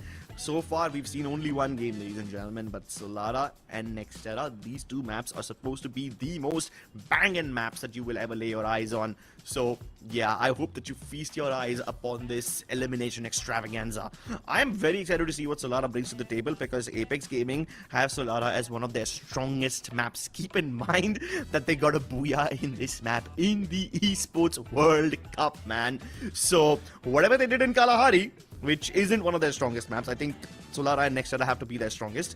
They're not exactly weak in Kalahari, but like, if Apex Gaming can do so well, and if LXP can do so well in Kalahari, I do not know what they will bring to the table in Solara other than destruction. That's all they will bring to the table. I'm hoping to see more destruction, to be frank, because that is when, people learn the lesson the hard way, and that is how teams become stronger as well. And they need to adapt a bit more quicker, and that is where I try to bring in a little bit of a difference when it comes to my predictions. I'm not keeping Apex as my first priority, but I go with LEARNFROMPAST. The way they played the previous game, that controlled aggression, but at the same time not backing away from a fight which comes at their doorstep, is one of the main reasons why I keep them as one of my top picks. But at the same time, CLUTZA, once you put them down in one game, the very next game they have a tendency to fall back. So I keep these two teams as one of my predictions with Apex Gaming. But with you, I see that you've gone with insane power and previous. two of the teams which got eliminated a little bit earlier in this tournament, in this day as well. Yeah, exactly. That was my reaction as well. Like, I made these predictions before the first game even began, and I'm like, okay, cool. Insane Power has X Divine. He is one of the finest IGLs. He was literally awarded the IGL of the year in the BOOYAH award. So I'm like, okay, cool. He can lead his team to success, right? And Kalahari used to be one of Revenant X Park's strongest maps when he was in that team. So I thought, okay, cool. Insane Power will do well in that map, but then they got eliminated. And I expected the same thing from the other team as well, but then neither PVS Gaming nor Insane Power were able to do much in the previous game. So now I am a little bit concerned in Solara. That being said though, PVS Gaming, they are a very aggressive team. I think the last time they got eliminated because they went too aggressive. They did not think about the repercussions. They did not think about the consequences. So I think this time if they play in a more measured way, I think my predictions will work out. But even if they don't, I'm going to be happy because I know that Solara is going to be a very, very chaotic map. And that's exactly what I signed up for, ladies and gentlemen. Let us begin with the second game of the day. Solara, one of the most aggressive maps in the entire Free Fire Max circuit, is coming up on your screens now. And those who are watching back home, I know you guys are being greedy. Don't be greedy. Share it among your friends. Bring them all out here because this map is going to be in and out entertainment from the get-go. And guess what? We expected some really early skirmishes, and it seems like we're going to be rewarded with one towards the TV tower region as MAFIABALA as well as LFP learn from past two teams looking in for an early clash. And the flight path is also going to allow all these teams to go to their respective drop locations. Also allow those who would want some early action as well. Okay, so it's not much of a drop clash considering MAFIABALA have split up. Only Snipey from MAFIABALA Esports is actually staying over there. Meanwhile, Retired Pros and Insane Power also clash against each other. This is just a little south of Funfair. And guess what? MAFIABALA Esports, after leaving their skirmish in TV Tower, have all come towards Funfair. 3 of the members over here present and ready to take on Retired Pros. Oh my god, I'm feeling kinda nervous for this one because even though they've left Snipey in TV Tower as an insurance policy, he is more likely to get shot over there. So this could be a bad split for them. And look at that already, Gamer having a 1v1 against Somi does get the knock but will not be of any use because Somi will be rezzed back up by Blood. Raj goes in trying to go for the flank. Somi sprays him down with the Drogon and it's a little too late for Adan. My goodness, MAFIABALA Esports have bungled this approach. They offer 1v1 fights to Retired Pros instead of going in together. And with 0 trading potential, Retired Pros rack up 5 early eliminations. Oh my god, these eliminations just walked into their open arms, and that's what I would like to call it because all these 3 players, they had no clue that there's a team coming over here. In case they did have a clue, I don't understand the split when you already got the first knock. But at the same time, you know, it all comes down to how your strategy is. But for now, the team on the receiving end of things is going to be LXP. A team which walked away with a BOOYAH in the previous game, and this time around they get peppered on by PVS. This is not something I was expecting. Oh, but hold on, Korshu tries to fight Knuckle even though he's at like 10 HP. Obviously gets punished for it. PVS Gaming lose a member, but can they take down a single member of LXP? Most of them have slid away except for CLUTZA. He's been left behind as the Bastion to get a bunch of eliminations, and given his ability to solo his opponents, I am not surprised that he stays behind. He's going to cover the zip rail, making sure that in case anybody gets on, he's going to start shooting at them. But Script knows that there's a potential lurker around the corner. And he's going to pop that time turner in his face, use that Bison to get that elimination. No problem though, because despite whatever setbacks PVS Gaming had, they've recovered their losses. Even Insane Power for that matter have recovered from their losses. All of their members now once alive again. You know, I would like to spill the beans here, Crips. I somewhere feel that Nobita's position in this team is still under contention because he's not able to play a single role. He's not a sniper. Obviously, he did not play that in the previous tournament. He was a secondary assaulter, and here he tends to be an assaulter at times, be the secondary, as well as a player with a bit of experience, has a lot of pressure. So I don't understand Nobita's position over here. Nonetheless, we see that the team is doing well for this game as Krish lands another one with his score. We'll be getting that confirmation, but he's got a job in hand as he'll have to make sure that he survives until Scripps lands on the ground, or he goes in for the nearest vending machine and gets his teammates back up and running. But look at the minimap. He's already been chased, already been shot at. It's Team Chaos trying to put him down. Glue UAV deployed. This should keep him safe, but with 4 angry, chaotic members rushing towards him, there's really not much that he can do. If he can get one knock and convert it, that should be good enough. That's all you can expect from him in a situation like this. And even that will not happen. They swarm him and pick him apart. Not the kind of game PVS was thinking of to start with. They've got just one last man standing who needs to be very, very careful. Luckily, he revives the rest of his teammates, and so it becomes easier for them. But Apex on the other side, look at them still going. Shoto, one of the strongest players in this lobby. And let me remind you this yet again, he's the strongest player in this lobby who has clutched out global teams on a 1v2, 1v3. So people need to be scared of him. Yeah. I mean, I still remember that 1v4 against Expand, bro. It is one of my favorite moments in Indian Free Fire Max history.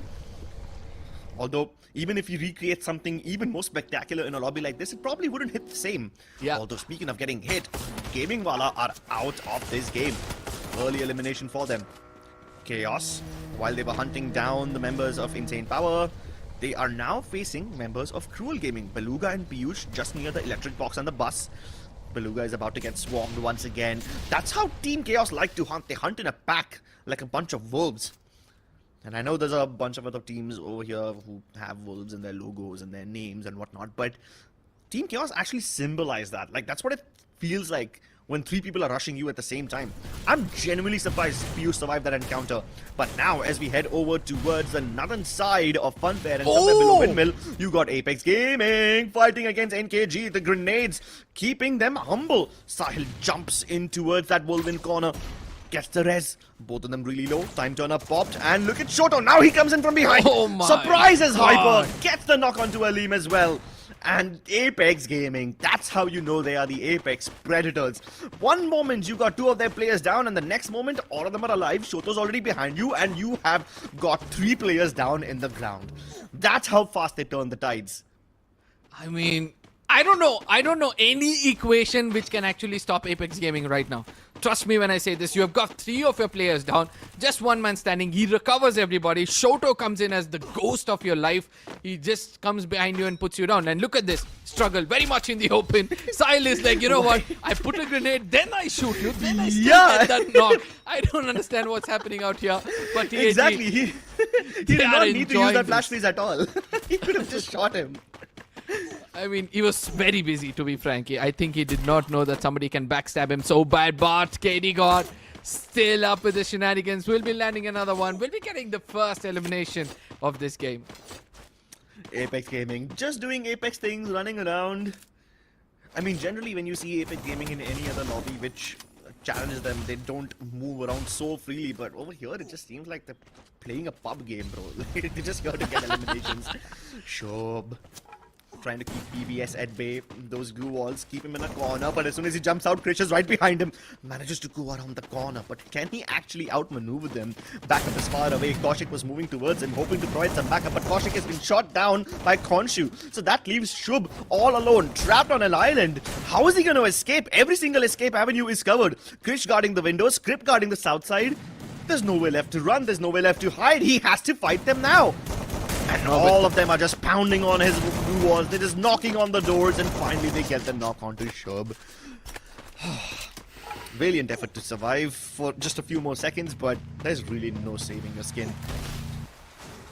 You know, I still don't understand the formation of PVS, but something is working out for them in this game.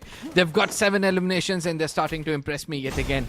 In the previous phase of this tournament, we did see them do well, but this time around, it's Khonshu, the last man standing. What just happened? I was just trying to praise them. Yeah, but they got trapped. They were running away from Insane Power via the zip rails, but as soon as they got to Hub, they realized that LXP is also over here. And now Roshan also gets that same little disgusting surprise. He's like, nope, I'm out of here. Bye-bye. He says, Jason Solo, please don't go over there. Please don't solo this fight. They're already guarding us over there. And Sisti manages to get the knock onto God. Hold on, is this enough? Can they actually full send in? Can they stack LXP? Sisti gets yet another knock onto CLUTZA. Now the tides have been turned. Insane Power were trying to escape, but now they're like, nope, we are not running. You will be running away from us. King and Knuckle running away as fast as their nimble little feet can carry them. They try to put on their skating shoes, try to get on the zip rails, but King does not have the luxury to do so. He will have to fight Jason solo in a 1v1. And luckily, this is indeed a solo battle. No third party, but as soon as I say that Aleem is over here, what are you doing over here, buddy? Please back off. Join your teammates. This is not safe. Narikotam, they immediately fall back. They realize that nope, and he just goes away so quickly. But sadly, Solo is in the same path, and Aleem needs to be careful out here. The fight is going to be inevitable. Shots don't connect that well, but Solo still survives. I hope that Halim has already done the job he's come here for, that is reviving his teammates. For some reason, he doesn't do it perfectly. He eventually gets taken down, and his whole team is on the other side of the map. Yeah, this is a very iffy battle. CLUTZA versus NKG versus Power all the way in the hub. While all of that is happening, you got Apex Gaming running rampant in the server. They are taking the entire western end of the circle for themselves. And whether it's PBS or whether it's retired pros, doesn't matter who's in front of them, they will shoot down everybody in their way. And it's just the third zone, so they can afford to tank a little bit of the zone damage. They make their way slowly into the zone, inching forward. And now that they will be going towards the Techno Cafe, they will realize the struggle is right there. Khonshu is also trying to hunt him. Why are these two players so far away from their teams? Why are they so isolated? The rest of retired pros are in TV Tower. The rest of PBS Gaming, they are on the other side of Broomtown. Why is Khonshu alone here? I have no clue. PBS. Oh, the retaliation is strong. Puts one player down, changes position, comes in from a different angle, but faces the music. He gets taken down, and the confirmation with the quick revival.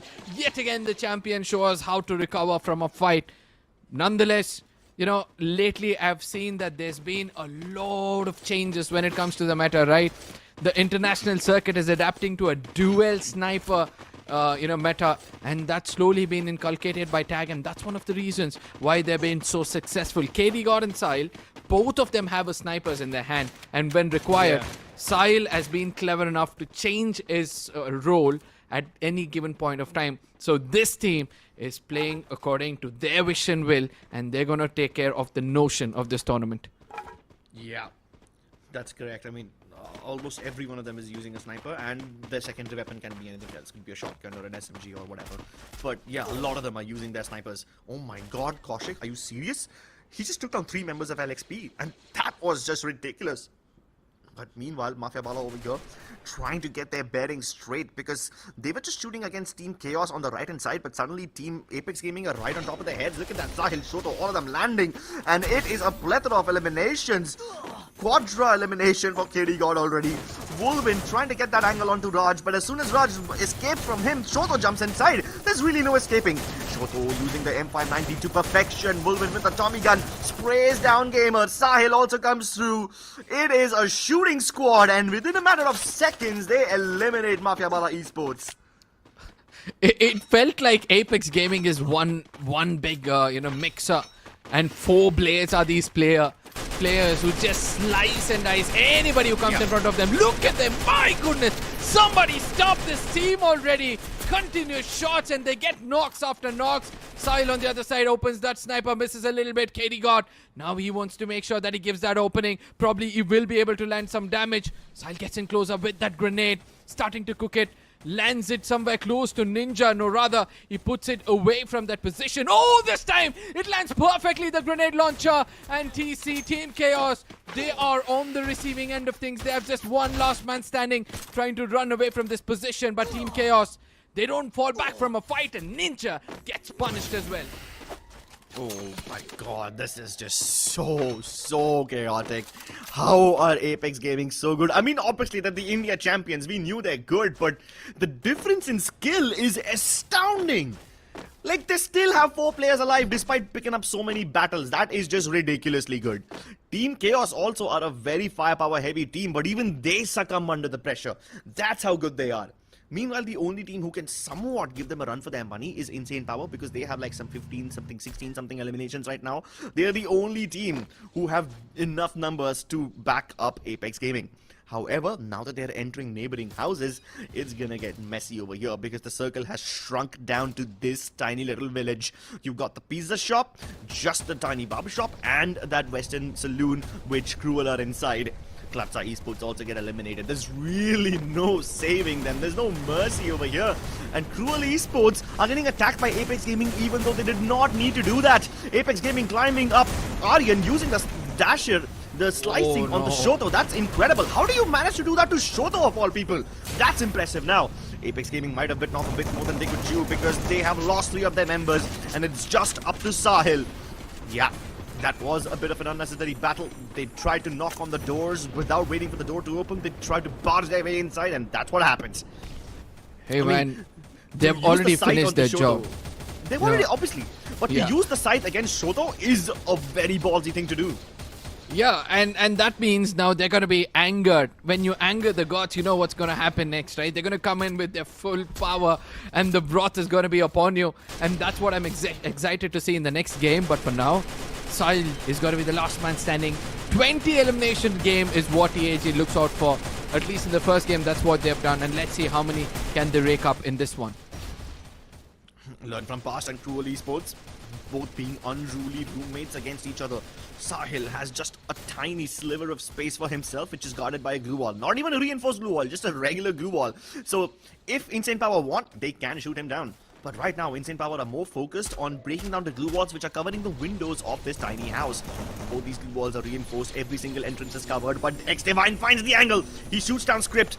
And this is Insane Power focusing on the western side. And while LFP and Cruel Esports are both forced to abandon that building, they both try to climb outside. Piyush trying to get the angle, but he cannot escape. Reddy, Warlock, all of them jump into the vehicle. All of them driving into the zone. Cruel Esports, instead of taking the vehicle, they try to walk their way outside. And that's going to be their undoing. Finally, Sahil gets eliminated as well. So that's the end of the defending champions for now. But Insane Power are trying to shoot down Cruel Esports mid-air. Cruel are safe. They land on the roof. And Insane Power slide in towards that zip rail house. And now, with all the teams making it to the next zone, it's all up to the circle shrink. That will be the one that determines who comes out on top. Learn from past. Look at them. Everybody are busy trying to build a fort around them, but these lads are busy trying to get that loot because they know the importance of having the right kind of gun in the final moments. PVS, they've survived for the longest time possible now, and not only that, they've got the best seat in the house even for the next circle. Learn from past is the only team who have been very quick when it comes to their rotation, and now they're going to be pushed upon by IP. They need to be careful. Reddy gets taken down. This could be the opening they were looking out for. But NRG, he comes back for a quick revival. The Thiva revives. And now suddenly, that's a fair trade coming in. Warlock and Reddy, they need to pick up the pace. But Warlock gets targeted by PVS. And this is what happens when you take fight from 2 different angles. Yeah, this is what happens when you overheat. The same problems for PVS, haunting them yet again in this game as well. At least they've done a good job of using the reinforced UAV to get those reses.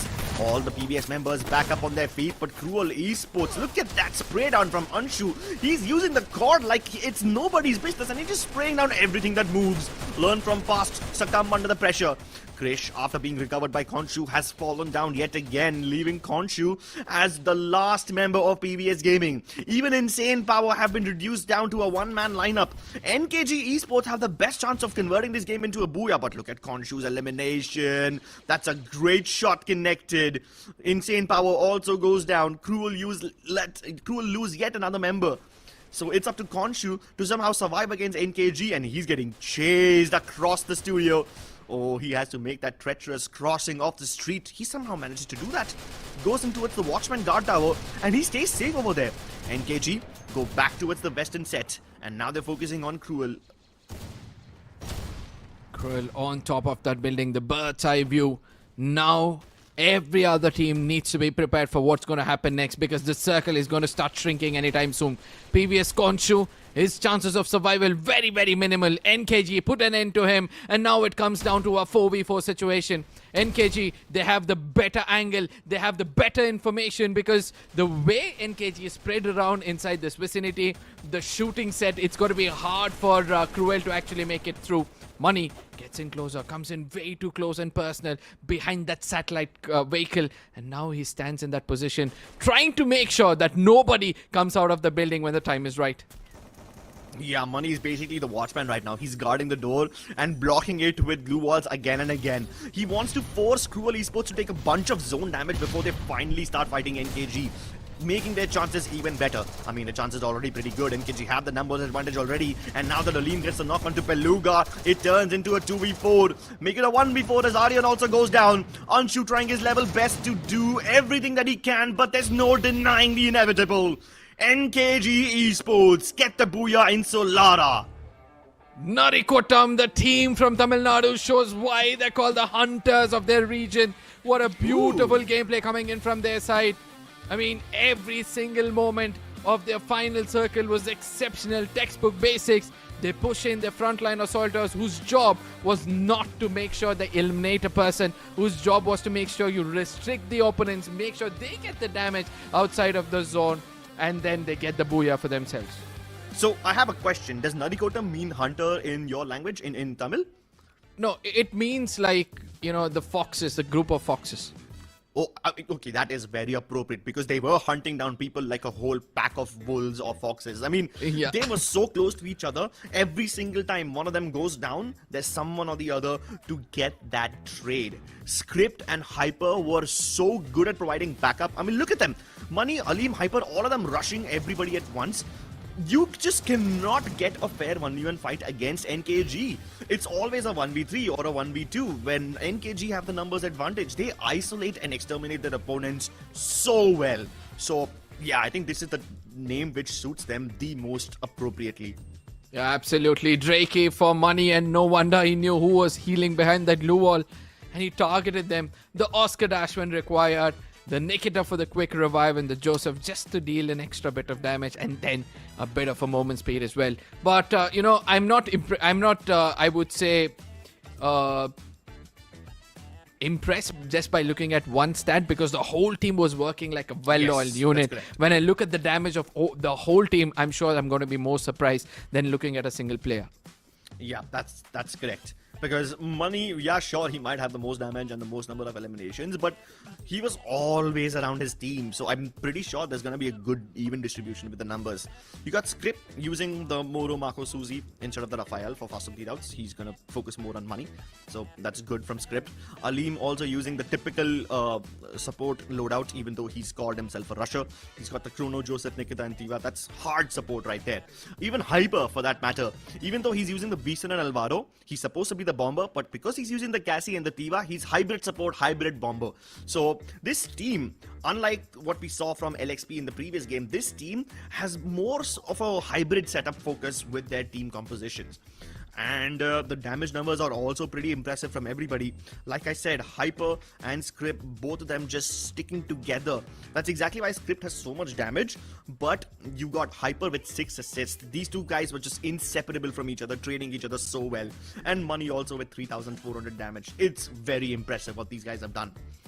Hold up. Hold up. Are you kidding me right now? There's 5 teams who got 20 plus points. Sheesh, I have never seen that before. Usually whenever a team is close to 30, like let's say NKG have 29 points this time, we often see that the other teams struggle to get more than 15, but now you're telling me there's 5 teams here who have 20 plus points? That's insane. This is Solara, my friend. This is where action can get much, much better. The action can be more than your expectation. PVS Gaming, Cruel, Team Apex Gaming, Insane Power, and NKG completely relying on their eliminations, and no wonder they've got so many points. But for the rest of the squads out there, Learn from Past kind of disappointed, because they are one of those teams who know when to take that fight. But this time around, we saw them try to fall back from a fight, re-strategize, and that's where they get targeted. Yeah, let's take a look at the top 5 teams, because all of them have a bunch of eliminations. So I'm excited to see what their pathing looks like. You got PVS Gaming, who landed in Bloomtown, but then they picked up a fight against Team Chaos, and then they went north towards Archway. Over here, they end up fighting against CLUTZA Esports, and after losing a couple of players, you see PVS Gaming split up quite a lot. They try to go for the reses, and once Nobita is back online, they make their move towards Bloomtown yet again. Insane Power had a decent position towards the southern end of the circle. They were not getting targeted by anyone. They had a decent compound for themselves. And then, once we get to the final circle, you will see how Team Chaos and Insane Power are forced to share the same compound. That is until Team Chaos die. As the circle continues to shrink, Learn from Past and PVS Gaming were just locking horns against each other all the time, until finally the iron is hot enough for them to strike. Yeah, absolutely. And this time around, we did see that not many teams were interested to take fight in every single circle apart from that of Apex Gaming. And if they'd survived, I'm 100% sure that they would have crossed the 20-pointer yet again just by eliminations. But guess what?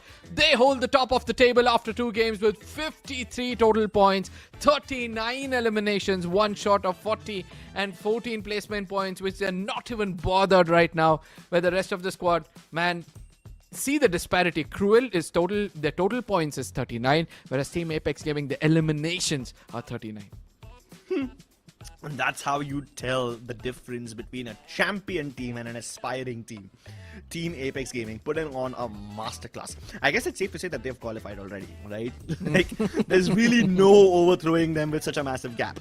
So let's talk about the teams who actually stand a chance. You got NKG Esports. Even though they won the BOOYAH this time, they only have 34 points. And Cruel Esports, with a decent bunch of placements in both the Kalahari as well as the Solala game, are at 39. LXP Esports, all their points came from the previous game of Kalahari where they got the BOOYAH. But this time, LXP Esports were one of the first teams to get eliminated. So there's a bit of inconsistency over there. Insane Power, decent mid-level placements in both the games, so Insane Power are being consistent right now, and that's all they need to do for now. LEARNFROMPAST, on the other hand, great game in Kalahari, somewhat messed up in Solara, so that's why they slipped down 3 positions to the 6th spot. Then comes the danger zone. CLUTZA Esports, not able to get a lot of placement points, they're relying only on elimination, so that's why they got 29. Retired Pros at 24, and then Previous Gaming climbed up at 21. But after that, you got Team Chaos, MAFIABALA Esports, as well as Gaming WALLA, who've been consistently struggling in the game so far. And right now, those 3 are the teams which are in danger of being eliminated. If they do not step up in the next 2 games, I think the disparity between the bottom 3 teams and all the other teams who are safe will become way too much for them to cover. I'm kind of shocked to see that Team Chaos is in the bottom 3, and that is where my concerns go to this team. I know that they are capable of, bouncing back in a single game because we have seen them do that before already. But speaking about teams, I would like to look at our predictions for now to see which are the teams we are going to be looking out for. Previous Gaming has already shown us that they are capable of surviving until the end. Slowly, their synergy is building up when it comes to those fights, and that's why I bring them as my top pick. Team Apex Gaming is going to be my new default because there's no way anybody can stop them from being in the top 3 in the overall standing. But CLUTZA, this is one of those squads who have a lot of expectation from my side, and this time around I'm expecting them to do well. You know what, I'm gonna tell Azura and Oro to not pick Apex Gaming in their predictions because, like, come on, it's an obvious pick. But that makes me a bit of a hypocrite since I'm picking them almost every single time. So, hey, I'm happy being called a hypocrite, no problem over there. But I have also picked RTP as one of my top picks this time. I see a lot of potential in them, but right now that potential is not really seen. They are still in a bit of danger. However, I kind of believe that they can recover in Nextera as well as Purgatory. I don't know if they can do well in Bermuda, but if they do just well enough in these 2 maps, I think they should be able to make it to the next week. And now that we've got 4 maps left, time is running out for these teams. I can already see that Team Apex Gaming can get 3 BOOYAHs back to back now. For some reason, I have this feeling that this is one of those teams who are going to pull off something like that. Because so far, they've already done the 50-pointer. They don't need to worry about qualification. Now, what they can concentrate on is how they can survive in this game. Have fights, but still survive until the end. 20 points in every single game as elimination is no joke in a lobby like this. But for the rest of the squads, I'm starting to feel bad for them. As we go forward and the pressure starts to mount, I do believe that things are going to get much more interesting. And for that reason, I request you guys to please share it among your friends. Make sure that all survivors come here and watch this tournament so that they can learn a thing or two, especially from that of Team Apex Gaming, so that you guys can also be unstoppable in the lobbies you play. But at the same time, let me tell you one more thing. I want Apex Gaming to get the BOOYAH in the next game so that I can see their team composition when it comes to active and passive skills. How can they be so quick in reviving and then going and attacking someone? I mean, based on their lineup from what I remember in the previous season of Spring, I do believe that there's 2 players minimum using Tiva. I don't know who they are. They might have changed their lineups around a little bit. I know there's at least 1 Oscar, 1 Chrono. But what about the others? We will see that if they win the BOOYAH and we get to see their loadouts. But for now, we are getting ready for the 3rd game of the day, ladies and gentlemen. Nextera is going to be up on your screens in any second now. And keep in mind, Nextera is generally the map where we see 100+ eliminations. So I am expecting nothing short of a bloodbath over here. Absolutely, ladies and gentlemen, the map of next era, if you felt Solara had 5 teams with 20 eliminations each, I believe that Solara won't disappoint you. It's going to give you even more. The flight path as well is perfect as it's dissecting the map into 2 equal halves, starting all the way from Grave Labs, ending towards the Twin Bridge region. I don't see any team right now going for an early skirmish. Yes, at Farmtopia, I do see that teams are kind of close to one another, but Intellect Center, my goodness, Intellect Center is where I see NKG and GW go together. And NKG are not splitting up, neither are Gaming Walla. Okay, this could be problematic. If you drop all your eggs in one basket, there's a chance you lose all your eggs. I mean, look at CLUTZA Esports. They have such a massive spread, right? They have 2 players in Grab Labs, and the other 2 players, they're just splitting up to the to the east of Farmtopia, and they're just clearing out those sugarcane fields, you know. So it's fine. Meanwhile, Aleem, Hyper, can they make this little crossfire work? Super dives into that crossfire with the time turner, and he still survives that one. Finally, Aleem sprays him down with the cord, but Yash comes through with the trade instantly. Dr. Death forcing them right behind. He gets Hyper, but can Yash turn the tides? He's desperately trying to maneuver around the glue walls, and he's trying to get the elimination and the confirmations before he can go for the res. He manages to do them both because Dr. Death is here to provide some backup. MAFIABALA recover from these losses, and so do Gaming Walla. But Gaming Walla is the only team who walk away with 3 eliminations. Whereas MAFIABALA on the other side, they're in the bottom 3. Another team I'm kind of disappointed with. But again, this is one of those teams who tend to qualify at the final moments itself. Orichimaru on our screen from LFP. LFP as well, right? They've got around 30 points so far. And now look at that. Add in another one. 31 points in total so far. In the middle fray of the table. And I don't think so it's going to be too much pressure, right? You don't have to be in the bottom 3. That's it. Yeah, I mean, it's easier said than done, you know, like, yes, sure, statistically you have a higher chance of qualifying in this group stage because, you know, you just need to stay out of the bottom 3 instead of the bottom 6, but the quality of the lobby is also that much harder, especially when you've got Apex Gaming, who are nothing short of bullies right now. They're just destroying everybody and showing them the true difference between the champion team skill and all the other teams who are just aspiring to step into their shoes. Oh, Raj, excuse me? That's a massive jump, a very unnecessary risk, and he gets punished for it appropriately by Script. Konshu on the other side, he's able to land shots as well. Nobita, what? The experience coming into play. He's also making sure that he survives for the longest time possible. LFP ready. He gets information and immediately hides away from that position. But Krish, probably it's a deception coming in from their side, but Warlock out here misses that shot, misses that opening shot, and this could be a little bit problematic as 2 of the players pounce upon him, put an end to him. Then Nobita this time doesn't miss and gets that first elimination in his name. What a game this is turning out to be. Yeah, bro, Warlock had so much advantage. I don't know how he managed to squander that advantage. He lost that battle. Scary. While he was able to get the knock onto Kaushik, will get rezzed by Avneet, but then both of them go down instantly by Bully. Shub also chiming in a little bit over here. They managed to get the res onto Scary because Ninja is far away from this battle, but while Armo was still present, he cannot do much. So for all intents and purposes, CLUTZA have dealt with Ninja's team right now. And Ninja, because he's far away, he can get the reses on his team, but I don't think they can continue doing so because CLUTZA can recover from one loss. They cannot recover against the second one. Apex Gaming have shot down Shub, and now they're desperately looking for cover. They don't have any place that they can call safe. Kloss is all alone in this little compound, and he's about to get surrounded by Apex Gaming. No. But before he can do that, Team Chaos Ninja shoots him down. Team Chaos never left this area. Oh my lord, this is turning into a 4th party affair. This is becoming bad to worse. Shub and Kaushik need to escape, but Bully, I don't think he can escape now. He's kind of trapped over here. He's had no chance. Forget about Bully. NRC as well. He's going to be the first one to get taken down. Bully on the other side could be on the receiving end of things because it's going to be Sahil pushing in against him with that Max 7. He's been tagged. His location has been compromised. And I don't think so he's going to survive any moment now as there's going to be another elimination walking in the hands of Team Apex Gaming. Team Apex Gaming, they came in with a lot of expectations when they heard this commotion, right? They were like, okay, there's more than one team fighting, so let's go in and get at least 5.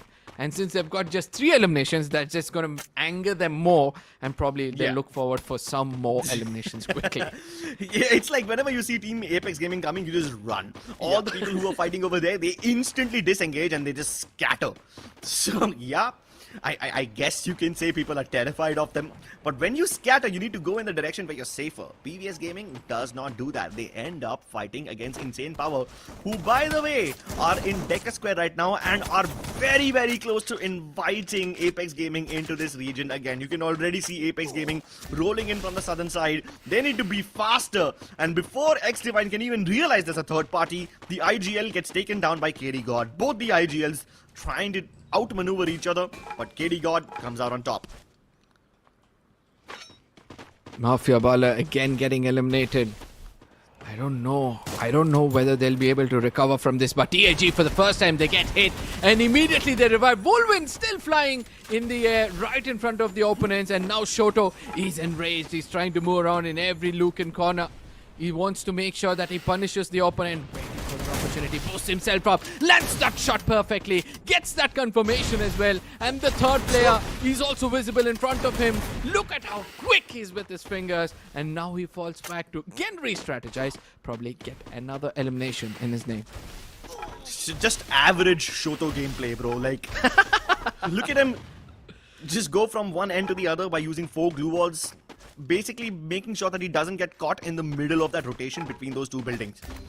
And now that he's got the high ground, and now that the rest of his teammates are also alive, Shota can continue hunting them down like the hunter he is. Look at that. Gets the angle onto Jason Solo. And he's rushing towards Roshan. There's no saving this guy. Goes towards the vending machine, gets the res onto Wolvin and Sahil, and that's his job done. Thank you so much, done and dusted. Now that he's got his teammates back online, he can continue rushing down Jason Solo. He knows that Roshan goes for the res, and they know that he's gonna come back towards the vending machine, so he's guarding it, cooking that nade. Oh, never mind, it's a flash freeze. Cool. Discourages them from using that entrance. And he's trying to isolate those fights yet again, but he provides cover fire. Roshan isolated, pops the time turner, Shoto invades it.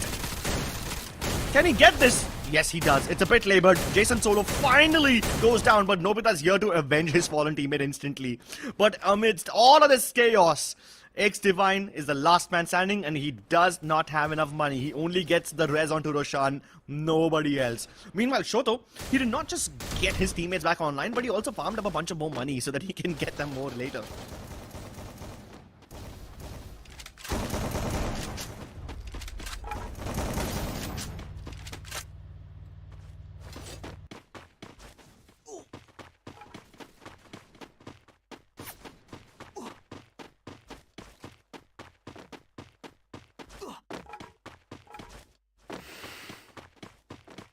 Oh, retired pros and grab labs. They are trying to shoot down NRZ, learn from pass over here, but learn from pass are kind of already in the zone. There is also Gaming WALLA behind the team of retired pros, but they don't know that yet because the UAV doesn't discover them. So Meek gets the shot onto NRZ. While that's great, where is the rest of Learn from Pass? They are nowhere close to this region. They are already south of Museum. So yeah, retired pros don't need to worry about them anymore.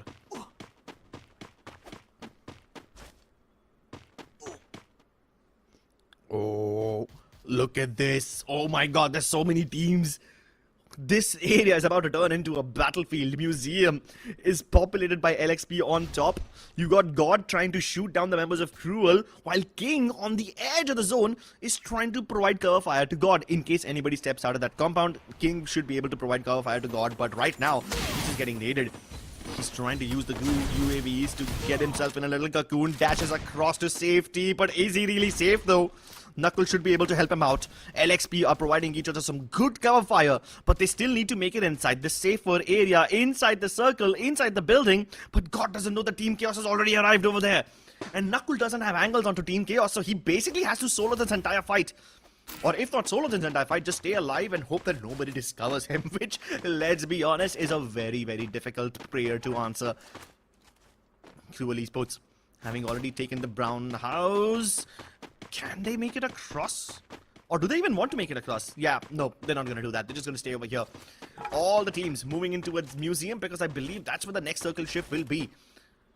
It's going to be a hard shift towards the northwest. Let's see if I'm correct in my prediction. LXP, Team Chaos, Cruel, all of them in Museum already. And is it a Northwest shift? Yes, it is. Northeast, rather. Hard shift towards Museum. And just a little bit of Farmtopia. Just like 3/10 from Farmtopia still inside the zone. So LXP have to basically stay alive over here and not fight against Team Chaos until it's absolutely necessary. Meanwhile, Cruel Esports also have a great compound. Retired pros also managed to find their way inside the circle, and they also are pretty damn safe. No danger for either four of these teams. Except for maybe Knuckle, because he's kind of far away from King and CLUTZA. Look at how far away they are. LXP, even though they are safely inside the circle, they are very far away from each other. And this gives them extra angles to file a bunch of eliminations, but if any of them manage to get caught, there is no trade potential, there's no backup. Struggle. He sees Apex Gaming, lands the shot onto Sahil. That's a good knock, but you know for a fact that Apex Gaming are very good at recovering from their losses. So I think they can get the res onto Sahil yet again, and there you go. Easy revive, using the heal pistol also to get Sahil back up at full HP. And even Apex Gaming have made their way inside the circle. Learn from past. Yep, right across from Apex Gaming. Not really a big problem over there. None of these teams are in danger, but the teams who are in danger are teams like CLUTZA Esports, who are still way outside the zone. They're losing their players to NKG. PVS versus NKG is also a very intense battle that's happening right now. I can see Nobita and Script firing off on all cylinders. NKG are just survived by one player, Script. He just managed to get one res. And this is all happening in Farmtopia, by the way. I know you guys can't see it. You can only see the elimination feed. But CLUTZA Esports are struggling quite a lot. Bully and Klaus have just been resed from CLUTZA Esports, so they will fly their way down into the zone. But Kaushik, he's going to have to walk across. Great res by Klaus and Bully. So that's cool. And Kaushik Malik, after reviving most of his teammates, it is a bit difficult for CLUTZA Esports to still move into the zone. If they do move in, it will be a surprise. But speaking of surprises, I have a new co-caster. Welcome to the Battle of Zora. Oh, thank you so much for the warm welcome, Crips. I'm watching the game from the backlines and I'm just loving what PVS is bringing in. 16 total eliminations. What the hell is going on here? I swear, I had the same question. I hope it's a rhetorical question because I do not have an answer. How did PVS Gaming just wake up and choose violence after struggling in the last few games all of a sudden? So yeah, this is going to be insane. Oh my god. Look at the zone shift. It goes for the central shift. And all these teams will be rendered homeless now. Insane Power and PVS Gaming, both of them will have to fight their way into the zone, and they're getting gate-kept by Apex Gaming. Oh, this is not good for either of them. You know, I know one thing about PVS. The moment they get to know that they're all the way towards the second half of the scoreboard, they instantly activate themselves and look at them charge further and further in. Nobita, I love the addition that we can see him today performing, and he's doing so well. So overall, PVS, they're in synergy, they're working as one, but Money, you better be ready for this. As Piyush, he missed a couple of his shots. That Footpecker shot connected to the head would have easily given a point, and that's where Learn From Past has already learned from. Shots were taking onto an opponent. Where was he exactly? And ready? He's just looking for it. Oh my goodness, PVS versus Insane Power. We knew this fight would happen, but I did not know it would result in clean knocks instantly. Monty was down on his knees, but he's been rezzed again. PVS Gaming are laying waste to Insane Power. And that's an insanely fast squad wipe. Oh, exactly. Huh? Our guy's back, and so are Apex Gaming. Gaming WALLA, they are doing God's work over here. They try to go up against Apex Gaming. They try to lock horns against the defending champions, but now they need to worry about PVS Gaming third partying as well. RTP is also over here. What is going on? Fourth party situation. This is chaos in the Brown Rufus. And at this point, PVS Gaming seem to be holding on to their own. They've jumped back outside the house to get the fights against RTP. But Somi with the double elimination. Blood with the double elimination. Retired pros. Retired PVS Gaming from this fight. TEZ on the other side, they're still waiting for an opportunity. They are the people to bring in the Bolt Maker, I believe. And that's one of the reasons why they're just waiting for their opportunity. AB18, look at him being silent behind that blue wall. For some reason, it's melting, but not good enough to make sure that he exposes himself. But TEZ, now they need to be careful. Shoto gets out of that cover. Now he's coming in from a different angle, prioritizing the circle. Apex Gaming, this time around, are looking for a BOOYAH. How on earth is AB18 still alive? More importantly, why is Avneet over here? Team Chaos have a decent position towards the other end of the circle, but they've just sent Avneet over here to farm up a bunch of eliminations.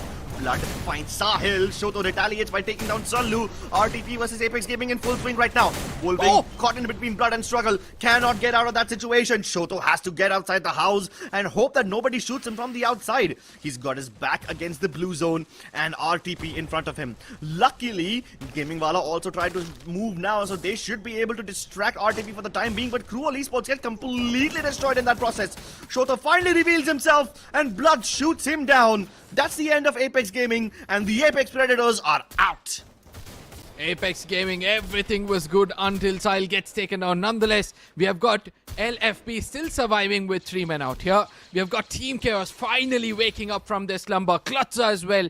These are the 2 teams which had to make sure they put points on the table, and both of them are doing well.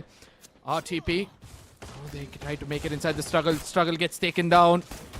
Some is going to be the last man standing, but very much in the open. Could be on the receiving end of things, and TC from a distance. It's Ninja puts an end to them, and now it all comes down to the 2 best teams in the lobby. Yes, Team Chaos versus CLUTZA. I know Learn From Past still survives in this game, but they only come when the iron is hot.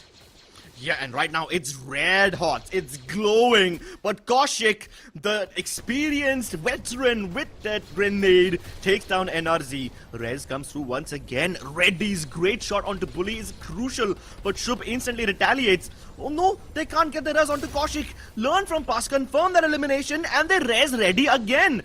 Mass revives coming through from CLUTZA, but they do not have the Thiva just yet. That's why they're not able to res everybody.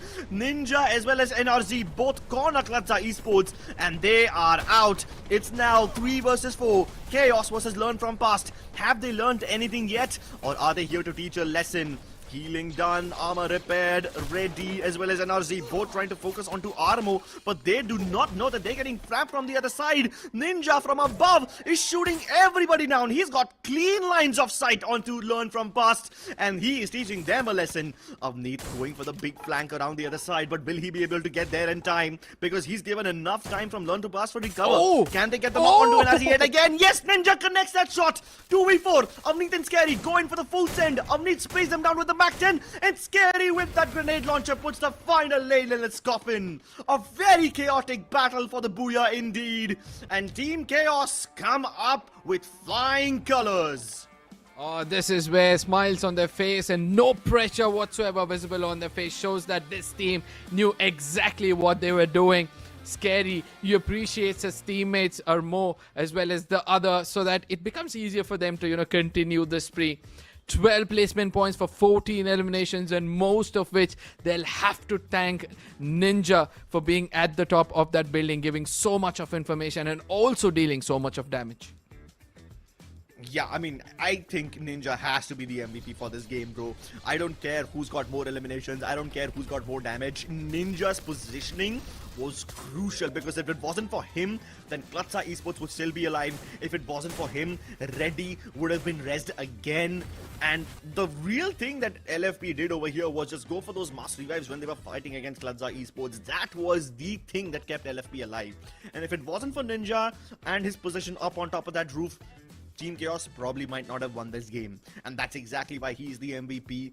Not just because of his eliminations and his 3,589 damage, but because of his superior positioning and his ability to create multiple off angles onto his opponents, which they had no way to guard. And you got that Moko with the M82B. So if someone gets tagged, you know that even the reinforced glue UAVs will not save you.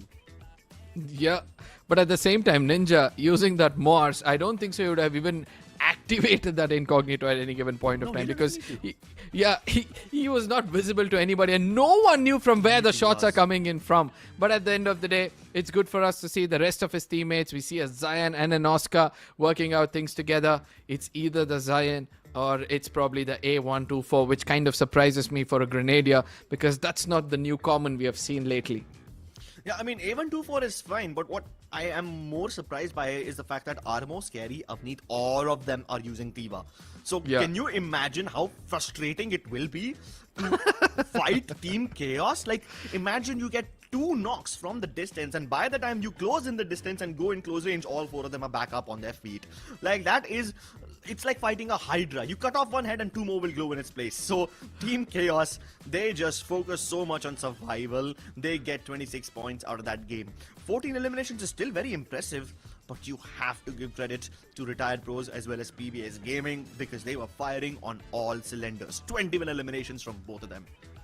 Yeah, good to see that PVS has started to pick up the pace. Team Chaos finally getting that BOOYAH. CLUTZA coming into the top 5, and Learn from Past still maintaining that position in the top 5. All these teams are doing well, and suddenly I see that MAFIABALA Esports, they are the team suffering.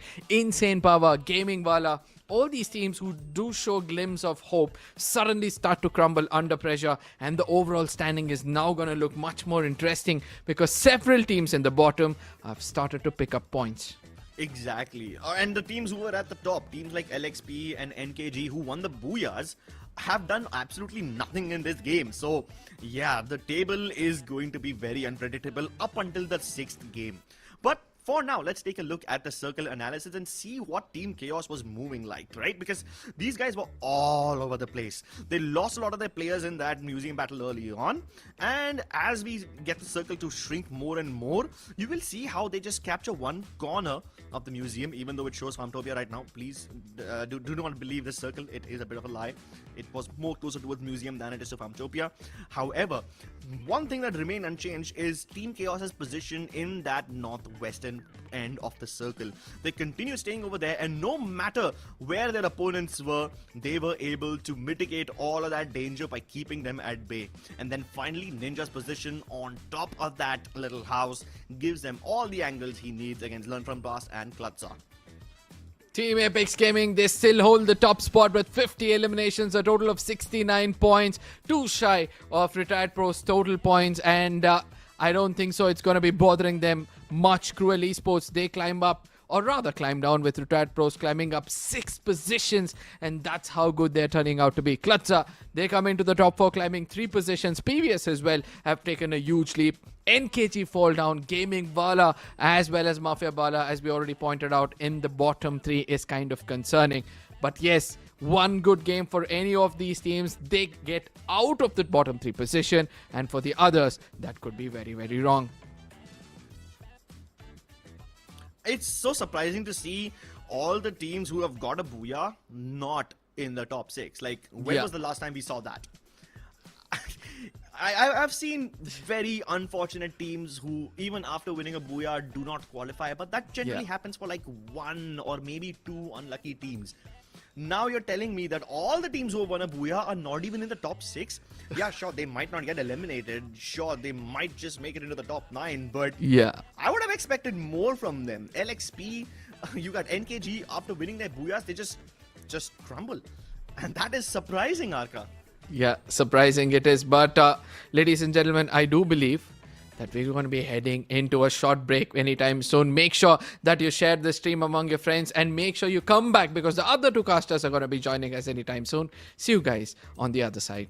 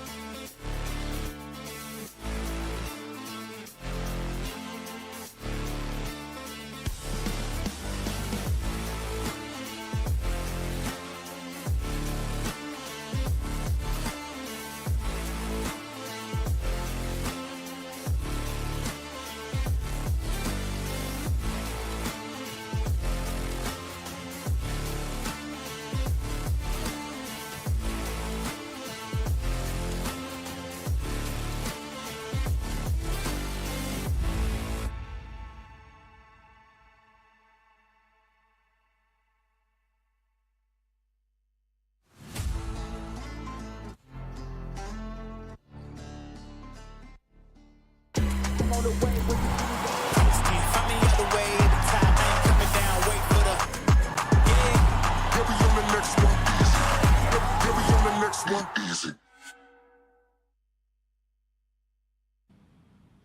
race is far from being over for Group A. There's so much unfinished business left over where these teams are still fighting to keep their journeys alive. Welcome back to TEZ Free Fire Max India Cup 2026 Fall. This is the group stages, week 1. My name is Zoro. Joining me today is Zora. Zora, the stakes are already so high and we have already witnessed these 3 matches. Things are getting excited and heated. Very exciting and lot more exciting plus heated. Not gonna lie, the way the casters have ended already on the note of whoever has received the BOOYAH, they're not there in the top 6. That is problematic. Imagine getting 12 total points and still not cracking the code and reaching towards the top 6. That is a big problem. And I believe that problem arises when you're not getting eliminations. The moment you get eliminations, that's where things can get even more easier for you. And PVS, I do not know what happened to them. They just understood that, you know what, they're in the second half of this board. Let's just go ahead and tweak things up. And they have taken such a great stance for themselves in the previous game itself. Next era was beautiful for them. Yep, absolutely. While you talk about PVS, they did not start well and they made sure that they showcased that what they are made of. You know, the quality was always there. Today we saw a surprise that Nobita is playing because while we were watching the plane matches, Nobita was not there. He was the 5th man as he was in Godlike. So now probably I think the inputs are coming in through and definitely things are going to get more closer because this is where they have to convert in for points and they have to crunch in those eliminations and even the survival game. Let's have a look at the predictions because this is where we give our 2 cents and you guys can also take a part in it and you guys can do it. But there's no difference rather than one team itself. It's RTP for you and for me it's PVS, and I've explained my part. Why did you go for RTP? I went for RTP. Retired pros have been very promising. I do understand that the early 2 games, it was not that great, but retired pros, the way they were taking those fights in Kalahari, well, I was super impressed. And my call of taking all of these teams or top 3 predictions were just out of the whim, man. I just knew for a fact that these teams are the ones who are going to perform and who are going to showcase that they'll be in the top 4. And that's where my head just constantly goes with such names. Bermuda being the upcoming game, we are super excited as Bermuda. We all know is the vanilla map.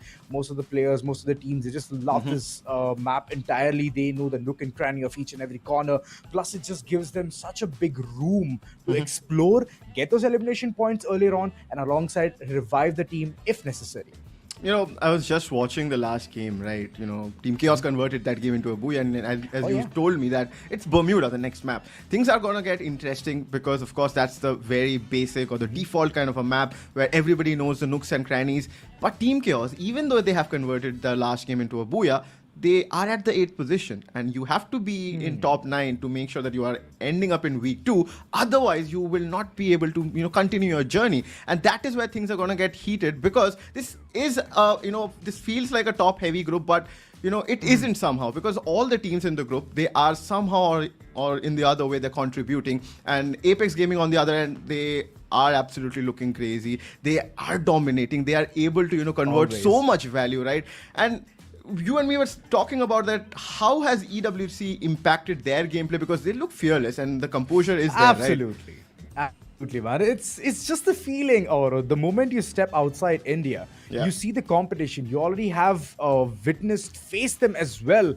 So that just gives you even more confidence. Correct. Now, once you're in the same home circuit, you just know that, well, the competition is very minute. Might as well just rush upon the opponent, see what they can do. And I just love the way they just keep checking on the opponents. Be like, if we rush, if we get a knock, if we push in and we secure even more knocks or eliminations, will the team panic? And most of them are panicking and they're folding all of their cards. And that's the biggest mistake. If they have a very nice, solid, strong front, then they can even take down Team Tag. But of course, Team Tag, they've already outgrown from their shell. They already have a lot of experience under the belt. And it's just giving them more and more oil to grease their wheels and keep moving further.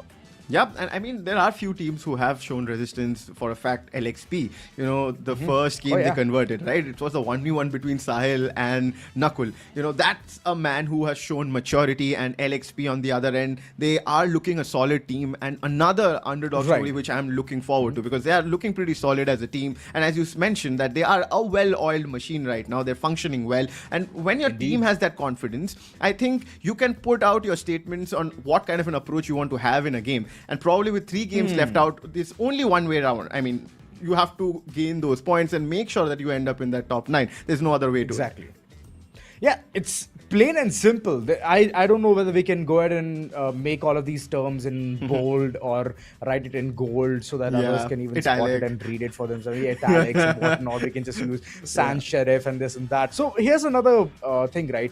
Getting the eliminations earlier on in the game, yes, we are seeing much more teams struggling to go ahead and accomplish that, but it's not going to be that tough, right? All you have to do is set a player in one of the spots where you can find a vending machine or a recall tower, set him there, and then just wait. Send the other 3 to get some elimination points, get the confidence under your belt, and then take skirmishes. If not, if all the 3 members are gone, then might as well head to all of these arsenals, get good weaponry, get good helmet and vest, which most of the teams just plan on getting at the very end by competing and getting those super loots. So do it earlier on itself and get those things and get back into the game so that we can go ahead and witness something even more crazy as we head all the way towards Bermuda. And Bermuda, we all know it's a vanilla map. It's going to give a lot of flavor. And with those flavors, can teams surpass their limit?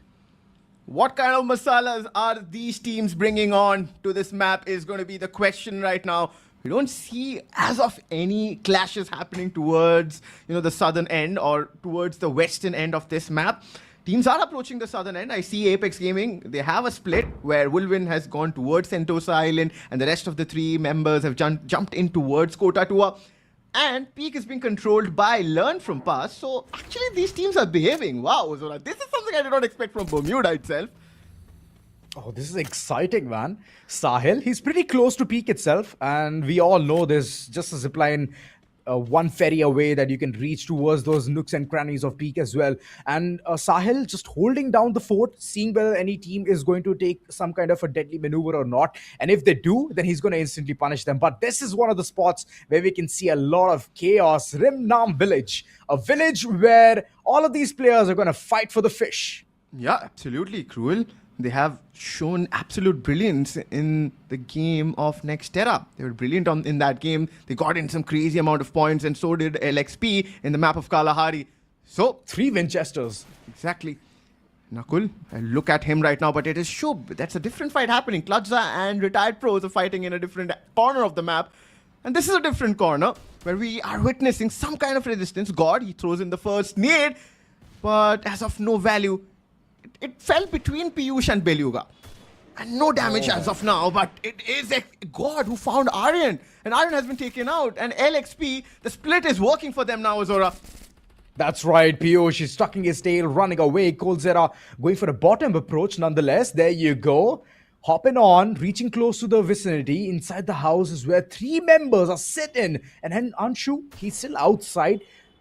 Truth be told, that spot is not at all so good for this team. Piyush finally coming out of his shell. Instant dash being utilized. And God, his HP is low, but he's still surviving. Oh, by a single thread. Dude goes ahead and he even finishes off the opponent. Piyush, a little bit late for retaliation as he himself is going to go down. Knuckle, he's there from the far off angle and we have seen him take a 1v1 against Team Tag. So you know how confident this lad is. I mean, Ozora, the problems are not just, you know, decreasing, it's increasing because MAFIABALA are in the vicinity. And look at Adan, he spotted Knuckle. He immediately transfers his spray with the VSS, but the direction he's moving in, he has to fight out for Anshu. CLUTZA, it's a 2v1 situation. And no way! What does this mean? He takes both of them down and Anshu is spotted as well. Adan goes in, he finds the value, but what just happened there? It's a 1v2 converted. That's gonna be remembered. LXP, they're gonna be biting their nails and be like, wait a second, we had to plug in 1 or 2 players, but that golden opportunity was long gone. MAFIABALA quick to capitalize, very quick on their nimble feet, and they reach so quick into the hearts of Rimnam Village, getting those elimination points. A couple of them secured, but this is just a very good confident start for them. Yeah, I mean, look at Cruel. They came out to be the winners in that fight. Even though MAFIABALA, they did end up, doing that third party. We'll talk about that later. But right now, it is CLUTZA. They are fighting against retired pros. But Salu, he's fighting a different battle against Honshu from PVS. Wow, this is a two-way fight happening for retired pros. This can be a little costly because Struggle has been taken down. And CLUTZA is not an easy task. M24 versus M24, but one M24 is already long gone. Salu, he's going to take a back seat. He's going to enjoy the view as Gonshu. He's trying to challenge the same thing. Salu, one really good shot, but the others are still fighting this battle. RTP, retired pros, the way they have divided their attention, they're still capitalizing. But what is happening to NRZ? He's been carrying that one flamebuster on him. Yeah. And the fight hasn't stopped yet because it's RTP. They're still alive in this situation. And Warlock, he gets taken out. And so did Claus. He immediately finds the opening and he dashes in. The Claw shield is activated from Blood's end. Shub versus Blood. Blood will win that battle there. And CLUTZA survives. Shub, the young gun, he has shown confidence in planes. And absolutely, he's again bringing that in the group stages itself. CLUTZA needs him because they have to score big. They have to end up in the top 9 spot. But right now, the fight hasn't stopped yet. As he comes out, Dorado spots him, shuts him down. The fights aren't stopping. It is not. It's a third party after third party. Intervention after intervention. And Claus, you better be prepared for this. That was a lovely flick to the head. And they have at least secured one elimination point. Well, the vending machine was very close by, but Claus' sadness is all around him as Dorado with his car 98k. He is shining. 4 eliminations so far, and he's looking super strong for Learn From Past. This team, the way they've entered for the third party has been so mesmerizing. Wow. Insane Power versus Team Chaos. What the heck was that? He can solo! He can solo. He connects that M590. Shot perfectly now. Scary's position is spotted as well. The vehicle is being shot at. But there's some resistance shown by Team Chaos as well. And Learn From Past. Are they in the vicinity? Nope, they're not. It's Insane Power and Team Chaos all the way in Pochinok, Hozora. Many teams are just getting impeached from their favorite locations. We even saw LXP. That's the only team who so far has left the chat of Bermuda. The others are still there. Correct. Still hanging by a sliver of thread or a lot of hope. NKG, they have 3 members, but soon I would love to see 4 on their name as well. Others are absolutely healthy. And RTP, in the midst of all of that, they have claimed the most eliminations. 6 so far, and now comes the battle yet again at Rimnam Village. Man, this village just cannot catch a break. Goodness me, Somi, does he have a wheel on his leg? What kind of a speed is that? He's running in and chasing Halim there. Surprisingly, Halim still survives, and Somi is the one getting the damage right now. The backup is good from he's done Team for. NKG, and Somi gets taken down. Nice. This is not the ideal start or the outcome which retired pros wanted. Salu is in a different direction, and Blood is there in the higher ground to create a diversion, but Halim is still out in the open. He has to do it, and he connects those shots onto Blood, and he gets taken down. Retired pros, probably they have to think of retiring from this fight at least. Oh yeah. Call it quits, run away, struggle. Yeah, that's the call that he has already taken. Soul Bearer just running away on the horse, galloping across, trying to revive the other lot of the team. Somi has been revived, but Blood, I believe he is still looking for vengeance. Well, the Dinoculus, just to be sure that there's no one waiting for him. And there you go. Nari Kutum, the pack of wolves. The one solo member, he's going for a hunt to find struggle in his path. But before all of that, there is a factory reset situation going on towards factory itself. Insane Power it is. They are going inside the factory where CLUTZA are just trying to reset their game right now. Claus as his vehicle comes out. And he is spotted. And Shusti takes down Shub there, but there is resistance being shown. Ozora, look at Roshan. He takes down Claus there. It's Insane Power versus CLUTZA. It's still on. Roshan takes down Claus there. The elimination is confirmed. Right now, we are towards Team Apex Gaming. They're not taking any fights as of now. This is Mill, but the rotation is coming in. And this is where they will find out Gaming, WALLA, and Wolvin and Shoto are ready for this fight. They are, Yash. He's running away. He's trying to find some kind of a safe haven right here, Yash. You better be prepared. Katie got right in front of you. And Chocho just instantly dashes with the Oscar. And he's right at the throat of the opponent. Super. He's inside the vicinity, but he's just trying to lunge and leap, see where the opponents can be. Shoto knocked. And that's a really good opportunity. Nade's been pounced right there. Katie God, you better be prepared. HP low, and he's still sticking by. But those shots of Dr. Death just meet at the right place. Tag completely in a space where they're just constantly under dabs. And Dr. Death, he is constantly hitting those shots. Wolverine in front. And it is Drogon versus Death. And look at AB18 from a far off angle with the arm in his hand. He's absolutely dismantled the entire team of Tag. And Sahil, the last solo survivor, trying to run away and at least bring a couple of players back into the picture. He has 1,800 Free Fire coins in his pocket, but he needs to stay alive for this. Dr. Death chasing him to the end of the world, and those shots are just absolutely amazing. 145, 24, and if that nade, oh no, it's just a glue wall mentor. Sahil is still crouching and alive for now, but for how long is the question? Yeah, that's a big question, and not for long. Ozora is the answer, while Dr. Death, oh no, tightens the screws onto Team Apex Gaming, and they're out. Which means the floodgates are open for rest of the lobby. I mean, look at Retired Pros. They're on to 59. Cruel, they have 57. And 3 teams are into 57. In the same number, they stand right now. Retired Pros are fighting it out. Blood, is that a 1v2? Looks like one. Somi is coming to help him, but he doesn't need any help right now. But the Bolt Maker is definitely creating some kind of issue for those 2 players. Nothing as of now. They can buy their own time. They can at least breathe because the members have been taken down. 10 teams still alive. Zora, we were talking about the lobby being so cruel, right? Yeah. Great blood. But he's not stopping. I thought that he was trying to loot there. He went in and he took down one more player. Got that elimination, and he probably will bring back Somi as well. Yeah, Somi's brought back. He has a nose of a hound, or I would rather just say he has a nose of a shark. Instantly smells blood, rushes forward, gets those eliminations. He doesn't require any support at all. And Salu right now, he's been brought back in. No revival given. The last player surviving. Aryan gets taken down. What has happened to Gaming WALLA? I mean, they have smelled something, right? Oh, yeah. For sure, we're talking about smelling blood. This is the team we have to watch out for. But right now, it is NKG locking horns against MAFIABALA.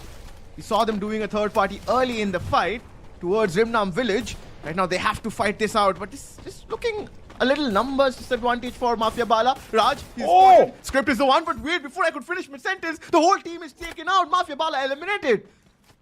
Slight bit of skill diff as well as Nariku took. Could say that. Well, they were just completely ready for this, annihilating yet another team. Dinoculus utilized once again just to see where the opponents are, and they have received a lot of information. Team Chaos, they're creating a lot of chaos right in front of CLUTZA, and CLUTZA Claus, the dude who has come out of retirement. I believe Team Chaos is just trying to give yet another one just to him. But, well, the team is very calm, very composed, and look at the way they're just playing as a single unit. Reviving Claus was super important as he's a really good sniper. Kaushik, he doesn't have too much to work with. Does he have glue walls is the question, because... Oh wait, he has some. He puts in the glue wall trying to close in the distance, but this is NKG we are talking about. They're fighting against PVS. NKG on the verge of getting eliminated. And they will get eliminated in the 8th spot. Wow. So much happening in this game already, Ozora. We're talking about teams have to be in top 9, right? And look at the positionings. Cruel being eliminated. Team Chaos have the open spot of climbing up into the ladder. They have to do this. They have to get those points so that they can climb and definitely put, so much pressure under the teams, under the belts of Cruel, or for example, like an Insane Power who have been, they're already trying to lock horns against Gaming WALLA. Oh, well, I just love the cutthroat competition coming in. And if this is the case in day 1, imagine the other days, man. Just imagine. Yeah. Exciting. Super exciting. And similar thing goes for this fight as well. GW, they're just taking things very slow. But wait a second, PVS. That might be a very deadly maneuver. Ready! Right in front. He thought that he was safe, but unfortunately he did not fend off the wolves on the back. PVS just running marathon, getting those elimination points, and it's just one after the other. 12 raked up. And if this continues, then imagine those days where PVS will dominate yet again, just like the Plains. I mean, there have been moments in this lobby where every team has almost got their moment to shine, right? And that was PVS's moment. But right 21. now, Insane Power, they're trying to survive. X-Divine, he's trying to build a redemption here. But X-Divine, he has no space to play out with, because if he goes down, it's CLUTZA waiting for him. And he cannot expose himself out in the open as well, because Team Chaos will spot him. So there's nothing much he can do other than stalling, right, Ozora? And the stall factor with 21 total eliminations, he's just looking for some positional advantages. If a team gets eliminated, it's good for him. He'll be super happy about that. Susti, quite opposite of what he's doing currently. He's proactive. And well, there's another team just getting annihilated constantly under the tabs, and Team Chaos.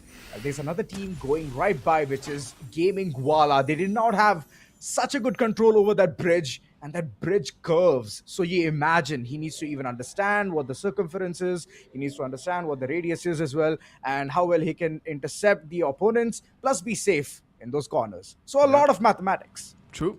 X-Divine, this is the moment for him. Oh. Team Chaos have jumped in front of him. Now he cannot move ahead. He has to tank a lot of damage. His position is spotted as well. Grenades being thrown at him. And this is the moment for X-Divine. Yep. And Scary's grenade finishes him. And that is the end for Insane Power at the 5th position. But the fight hasn't stopped yet. This is PVS. You know, they locked their eyes towards CLUTZA. And CLUTZA has been eliminated. PVS, what a team this is turning out to be. And what a turnaround. That's right. Squad after squad. They're just wiping them clean. And Khonshu, the Moon God, what can he do for the team? All 4 members alive in this circle. This is such a good news for them. And they have the majority of the circle's control. Even though Nobita is down, it doesn't matter. They can revive him instantly. And he is back online. Team Chaos, they're under super remand. Scary, Avneet. Both of them just trying to run away from harm's way, but it's not going to happen that quick as those glue walls. They're going to depart real soon. Scary tried his level best, but the entire team yet again squad wipe. PVS. This is the 3rd squad that they're wiped right in front of us, and it is against RTP now. Retired pros. They have come a long way, and it's a 4v4 battle right in front of us. Oh, there was a nade from Struggle. Has created a problem for sure. Script has been taken down, but look at Khonshu. It's surrounded by 3 members. He gets dealt with. Krish, he tries to find something, some value. He finds one as well. And Nobita, he also tries something, but right now he's alone. He's standing alone. He has to fight a 1v2 battle, and that's against him. Nobita, will he be able to do it? It's not going to be that easy. Struggle with the sky, puts it on his head, and there you go. Retired Pros finds the extreme value. That is a BOOYAH. Oh, it's all thanks to Blood. This man was on a hunt. This man was on a mission. And Struggle was on a mission of his own. Survival of the fittest. And Retired Pros, well, it's just pros. There's no retired. Sorry, I'm going to scratch that off. Yep, absolutely. Finally, we can see Struggle smile. There's been a lot of things happening with him. You know, when this group popped up, right, we were speaking about 3 IGLs trying to make their way back at the top, right? It was Struggle, it was X-Divine, it was Kaushik Malik, but definitely all of them had their moment, but this time it was for Struggle. Retired Pros, with this BOOYAH, they will definitely get their positions locked in towards the next stage, which is week 2 of the group stages. With 18 eliminations, this team looks absolutely strong, right? With Blood, Somi and Sallu, they complement each other, and they don't even have a 5th player, right? They don't want to keep any option. They want to go ahead with the 4 players. They know, they trust each other, and they're doing so well, Ozora. Oh, well, but there's one point, right? Nobita, man, oh man, he tried his level best. Yeah. I just love the way that he was just constantly jumping around, bubbling, knowing that the opponents are right in front of him, still not losing his cool at all. He was as cold as an ice, but look at the way Blood has brought in a lot of eliminations. The rusher, the man who was constantly smelling blood, whether he be a shark or a bloodhound, this dude was all over the map. 10 eliminations, 4 assists, total of 14 battles that he has taken against the opponents with over 4,000 damage. This is crazy. Take a bow. Yeah, absolutely the man at the hour for retired pros in the map of Bermuda. He stepped up big time. Look at the damage as you speak, Ozora, of course. 4,022. He assisted 4 of them. I mean, with that woodpecker, I can understand it was a nightmare for the others who were there in the lobby or in his crosshair. But this looks like a default setup. Nothing unusual. Except for the fact that for a bomber, I see electrotherapy, which is Casey, right? Well, yeah, it has to be, right? It has to be struggle.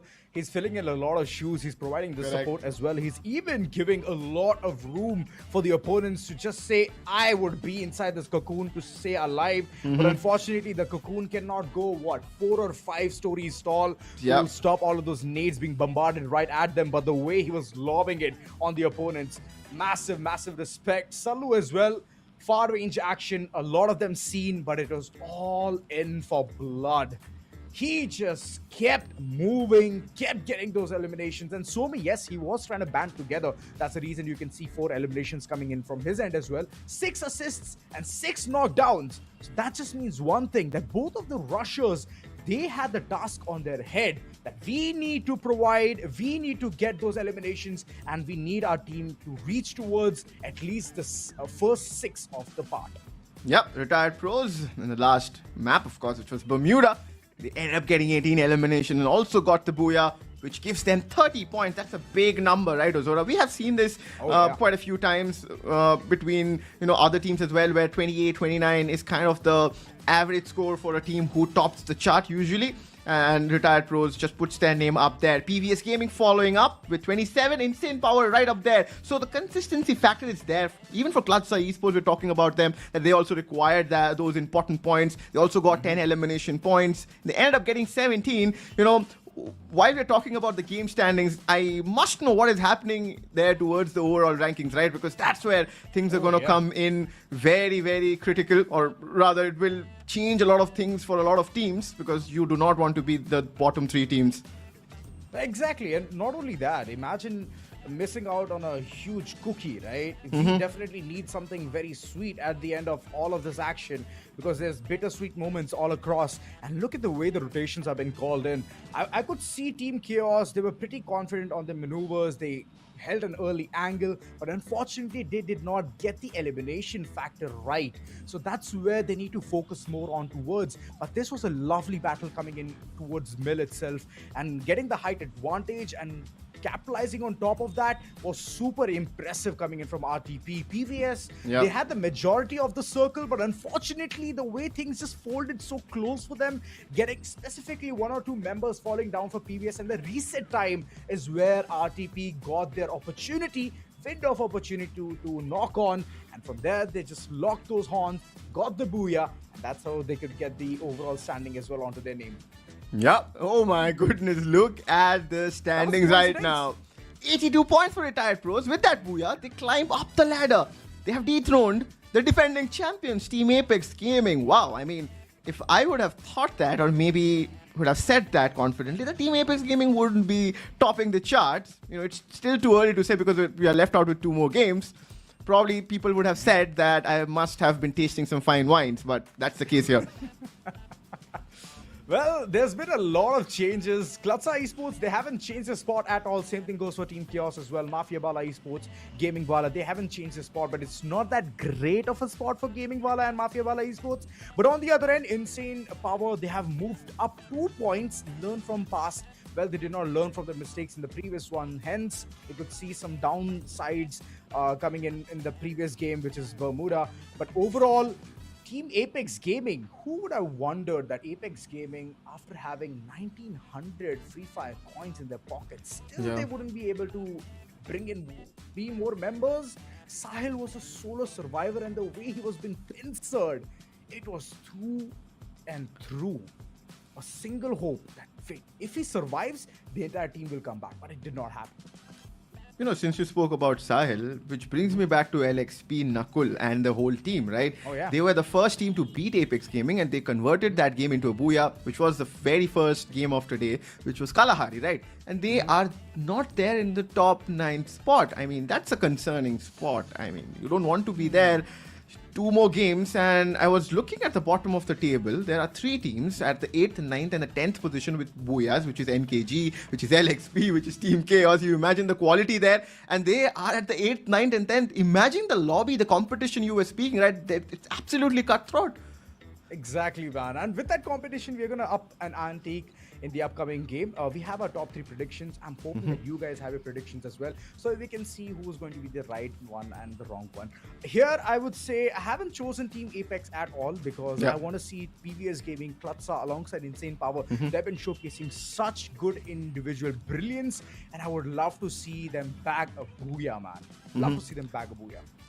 I mean, see, whenever in this group or throughout this group stages, whenever we are going to see an invited team, the top 6, one of the top 6 teams from the previous season, which is TEZ FFMIC 2026 Spring, I think our eyes will automatically light up, right? And that is why I think most of us have picked up Apex Gaming. I'm, pretty much happy that you did not pick them because we know that's a kind of a no-brainer and they will end up qualifying. But let's move ahead right now, right? with the game schedule. Game 5 where Purgatory comes in. We have so many teams.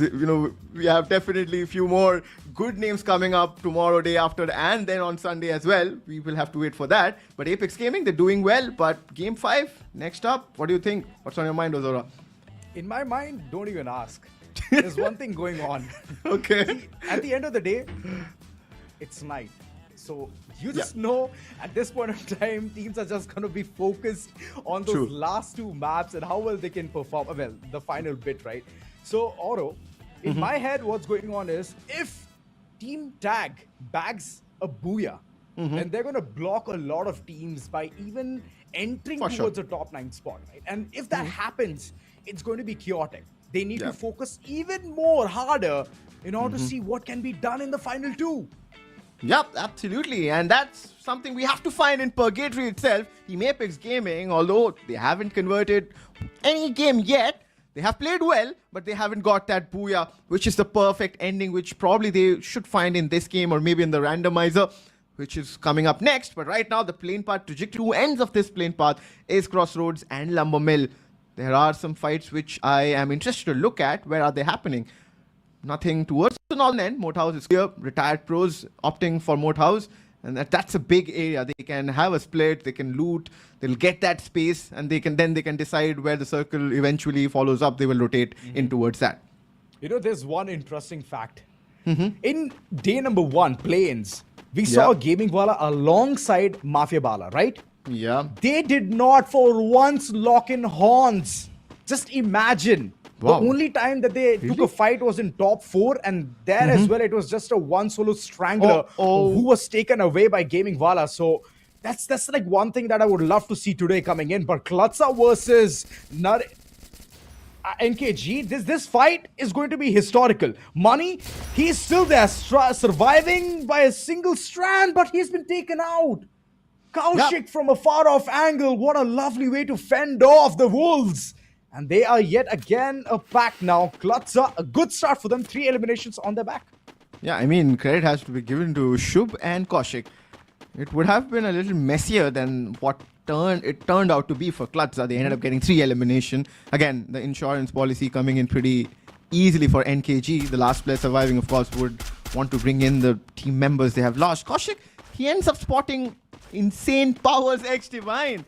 Probably 2 IGLs who want their second shot towards glory. They're fighting against each other. Kaushik immediately uses Stealth Bite, trying to close in the distance, but it can be a little risky, right? It's still too early in the game. He doesn't probably have too much of loot, which is a concern for me, but this is 2 different teams, LXP and Cruel, locking horns. Azora. If it's a hit, it's all right. If it's a miss, then it's even more all right because the team already has a vending machine. So they can instantly plug him back in. But Cruel, what's going on there? Piyush? Unfortunately, he's knocked on the ground. He's trying to revive himself, and that's where the entire team is providing the support. Oh, well. Oh, boy. CLUTZA rushing right in. Does he have a shotgun? No, a nade being tossed right in. Oh, my goodness. He's just trying to close in the gap, and he's creating a lot of chaos. And in the midst of all of that, Aryan, he needs to provide the support from a far-off angle. Anshu, lovely coverage coming in from his end. But Zera is completely ready for this, trying to fend off where the opponents can even rush towards. What a lovely 1v1 being showcased right in front. But there's a really good retaliation coming in as well. Cruel. They need to be more prepared than just this, else MAFIABALA's team is gonna engulf the entire lot of it. I just hope that Aryan is not in the vicinity. He is in a different spot. Yeah, definitely you were correct about the fact that MAFIABALA will definitely love to do a third party, as they did in the last game as well. If you remember, Remnam Village came in late and got the better of both the teams. And again, it is against LXP. Last time also it was against LXP, where LXP got eliminated. And they were the first team to get eliminated. They have 41 points right now. They have one elimination, but they have to prepare against MAFIABALA. And among all of this, Aryan is a spectator. And he cannot move an inch right now, Zora. That's right. But Gaber, he's been knocked on the ground. Chrono Shield deployed. And there you go. The res just comes right in. It's like MAFIABALA's team is using LXP as target practice. The moment they see them, shots fired. If it hits, it's okay. That's amazing. That's a really good news. Knock is going to be imminent. But they need to be more calculative and meticulous in this fight as the mistakes just keep flowing right in. Gamer, yet again, he's been knocked. Adan trying to go for a deadly maneuver. Got right in front. And it's just spans being smacked in the air. There's going to be a Max 7 action right in front. And God, I believe he's not ready. He is ready for this. And he takes him down. MAFIABALA. That's some big mistakes coming in, and Raj now he's going for the rebuttal. He's taking the fight against God, and God is prepared. Micro Uzi in hand, and well, God, he tried his level best, but unfortunately, he has to go down. In the vicinity, Team Chaos has arrived. So MAFIABALA and LXP, they were fighting for too long. Probably Team Chaos, they can, do a third party in this situation. But as of now, this is Learn From Past fighting against PVS. PVS had a brilliant game in the map of Bermuda. But right now, Reddy in a close range fight against Script. He's looking towards the vending machine where he wants to bring back his team members. That's been smoked out. That's the least used utility we have seen in this game, right? Yeah. Smoke? Who even uses that? Yeah. You just quick scope in, you get the opponent through the smoke. So you better be careful about what's happening there. Team Chaos just trying to go for the pinnacle, trying to go for the tipsy top. And if they want to call in the rotation, take the zip line, or if they want to just showcase some insane Doom skills, then use the boost, take that gigantic truck and launch themselves away. Yeah, I'm sure there's going to be quite a Rohit Shetty movie fans in the chat. You guys can put your hands up, but as of now, this is Sahil. He has a VSK. Dorado, he does have an M24, but will he be able to fight back against Sahil? He's out in the open, and Dorado is constantly taking so much of damage, right? Yeah, absolutely. Because of the UAV, right? The UAV, he needs to break that Sahil, but the team members are here. And Learn From Past, they need to retreat quickly from this situation. Otherwise, it's going to be a one-way ticket because Shoto has closed in. And he has the Oscar already there. Once he dashes in, they're done for. Be the end. Yep. But Shoto, he finds it with the AC-80. He doesn't need that dash. And KD God, he's also creating a diversion. And the tension is onto him. Now, what? KD God, he has been taken off. He has been picked off. But the backup is here. Right back. Shoto, M590, right back at KD God. Oh my God, the way Apex is just closing in. Tag is so great at reading the opponents, and they're doing it so well. True. They smell fear, they're just right in front of the throats of the opponent, and they're just taking them down one by one. Even though KD God, the nurse of the team, is gone, it's all right. The others are still there. They're going to get him back online. But Struggle, what's he up to? What's he cooking? He's right behind a couple of players. Nari Kutum. The Wolves, right now separated, Struggled right in front, and Struggle is the first one to be bitten down. Oh, it's all thanks to the shotgun. It comes in handy, and couple of shots, and he's down. M1887, it is. Aleem, he has an AC-80 in his hand. Definitely, he would thank that M1887. Because of that, he did manage to convert that knock into an elimination. And KG, they have 5. But retired pros, wait, the fight hasn't stopped because there was so much in open. And look at Wolvin and Sile. They have an eye on blood. Was the MVP in the last game? He had 10 elimination, now caught out in the open. He has nowhere to run right now. The Chrono Shield, how much can he stall is the question. Just 1000 HP. Yep. Wolvin finds the value and he will completely eliminate him. I saw Salu as well. So I think he will be the man who has to be the savior for now. He cannot be spotted. If there's a hit list being triggered onto him, he has to be very, very careful of that as well. Oh, not only that, that was such a panic move coming in. Chrono Shield out in the open, no heals, nothing in your pocket, and you still want to sight things through? Well, that's not going to happen. But there's another team who has been sighted from this particular map of Purgatory, which is MAFIABALA. First it was CLUTZA, now MAFIABALA, and the others, they're still there surviving. A single strand of a thread. Retired pros, slowly but surely bringing back those number games up for themselves. Gaming WALLA, they have 5 eliminations so already. They're rotating and taking the longer route is Gaming WALLA right now, but CLUTZA. Is his position spotted? Do they know? I don't think so, because the way they're moving in and out, if they don't inside the... Oh wait, they go inside the caravan and that's the end. Oh wait, CLUTZA did manage to take one player down. Credit has to be given, but he did not manage to finish him. That's a little ambitious ask, knowing the fact that there will be other 2 members who will definitely trade you out. And that was the case there, Azora. And well, Insane Power, they heard some shots and they're very close in the vicinity, and Anshu has already spotted where the opponents are, instantly tagging with the Moko. And well, he's giving a lot of room of information for where the opponents are coming from. Cruel, you better be ready for this. It can be a 4v4, full send coming in, and Insane Power. Well, whether they can win it or not is the question, but there's one member from LXP who's watching the entire action from far off. Crossroads being crossed by these 2 players. Oh, this is going to be epic. Yeah, I mean, look at LXP King. He has an angle. I mean, what is he doing there? He's stuck. He's absolutely stuck right now because Iron has marked him. He knows, you don't show your head right now. If you show your head, you'll get it break. Oh, Shoto, he finds NKG money there. CLUTZA is knocked out, so LXP, they are so isolated right now that they cannot give their teammates some kind of cover or breathing space. And on the other end, this is Team Apex Gaming. They are throwing in utilities. Oh my god. onto NKG, Ozora.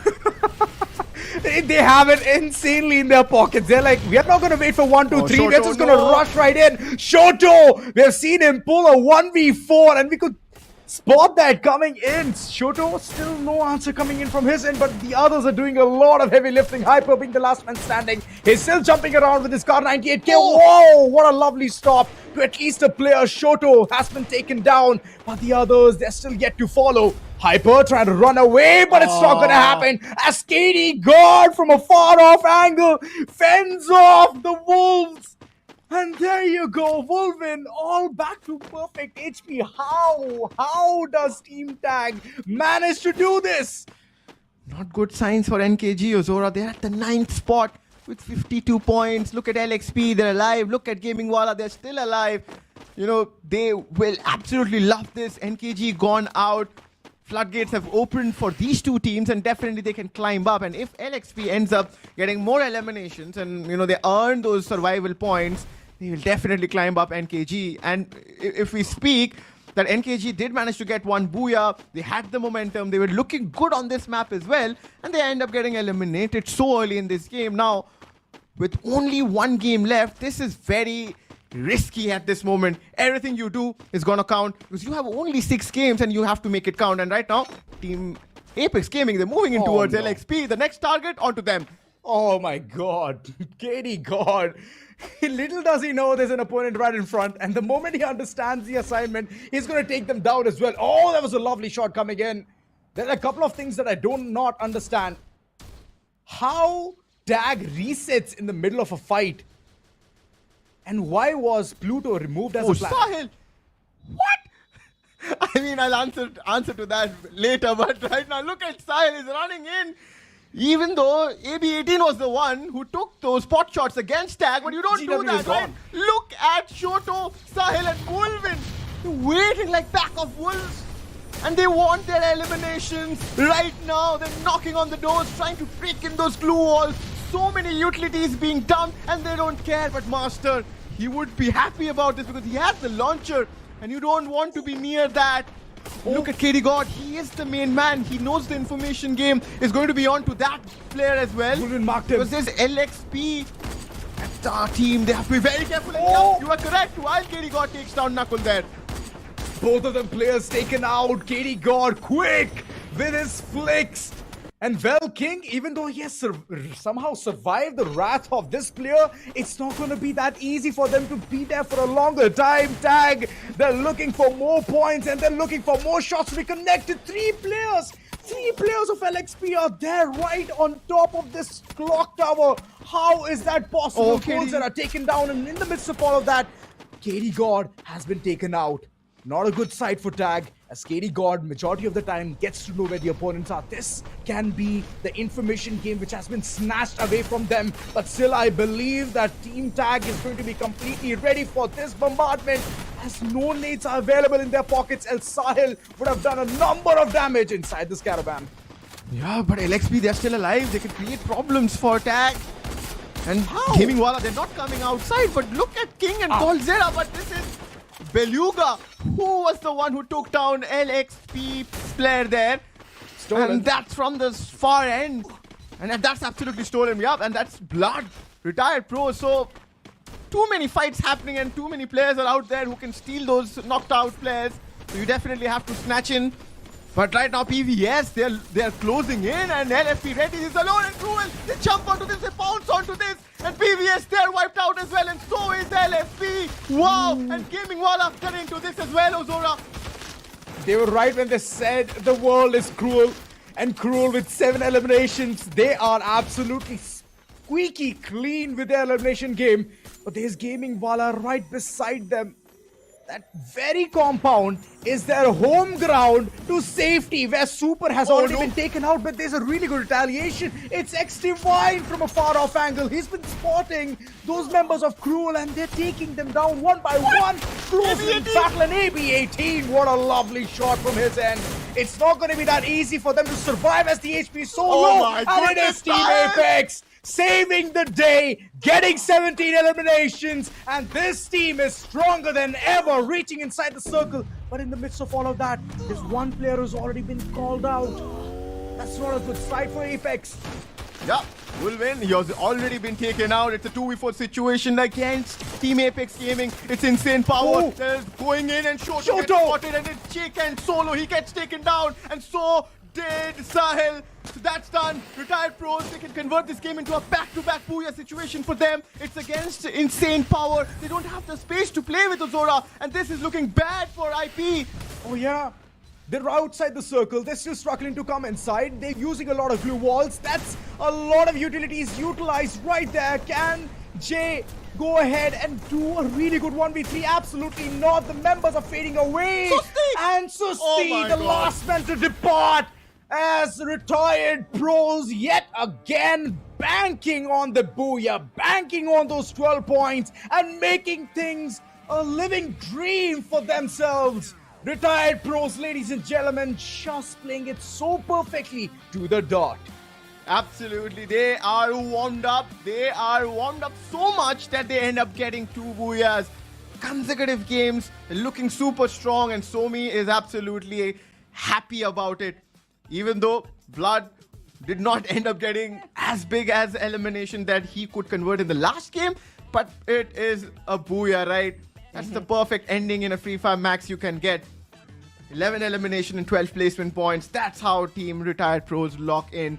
And I am sure with this BOOYAH, they have absolutely confirmed their position, because they already, grabbed the slot from Apex Gaming, the top spot. So they're not leaving that spot for sure.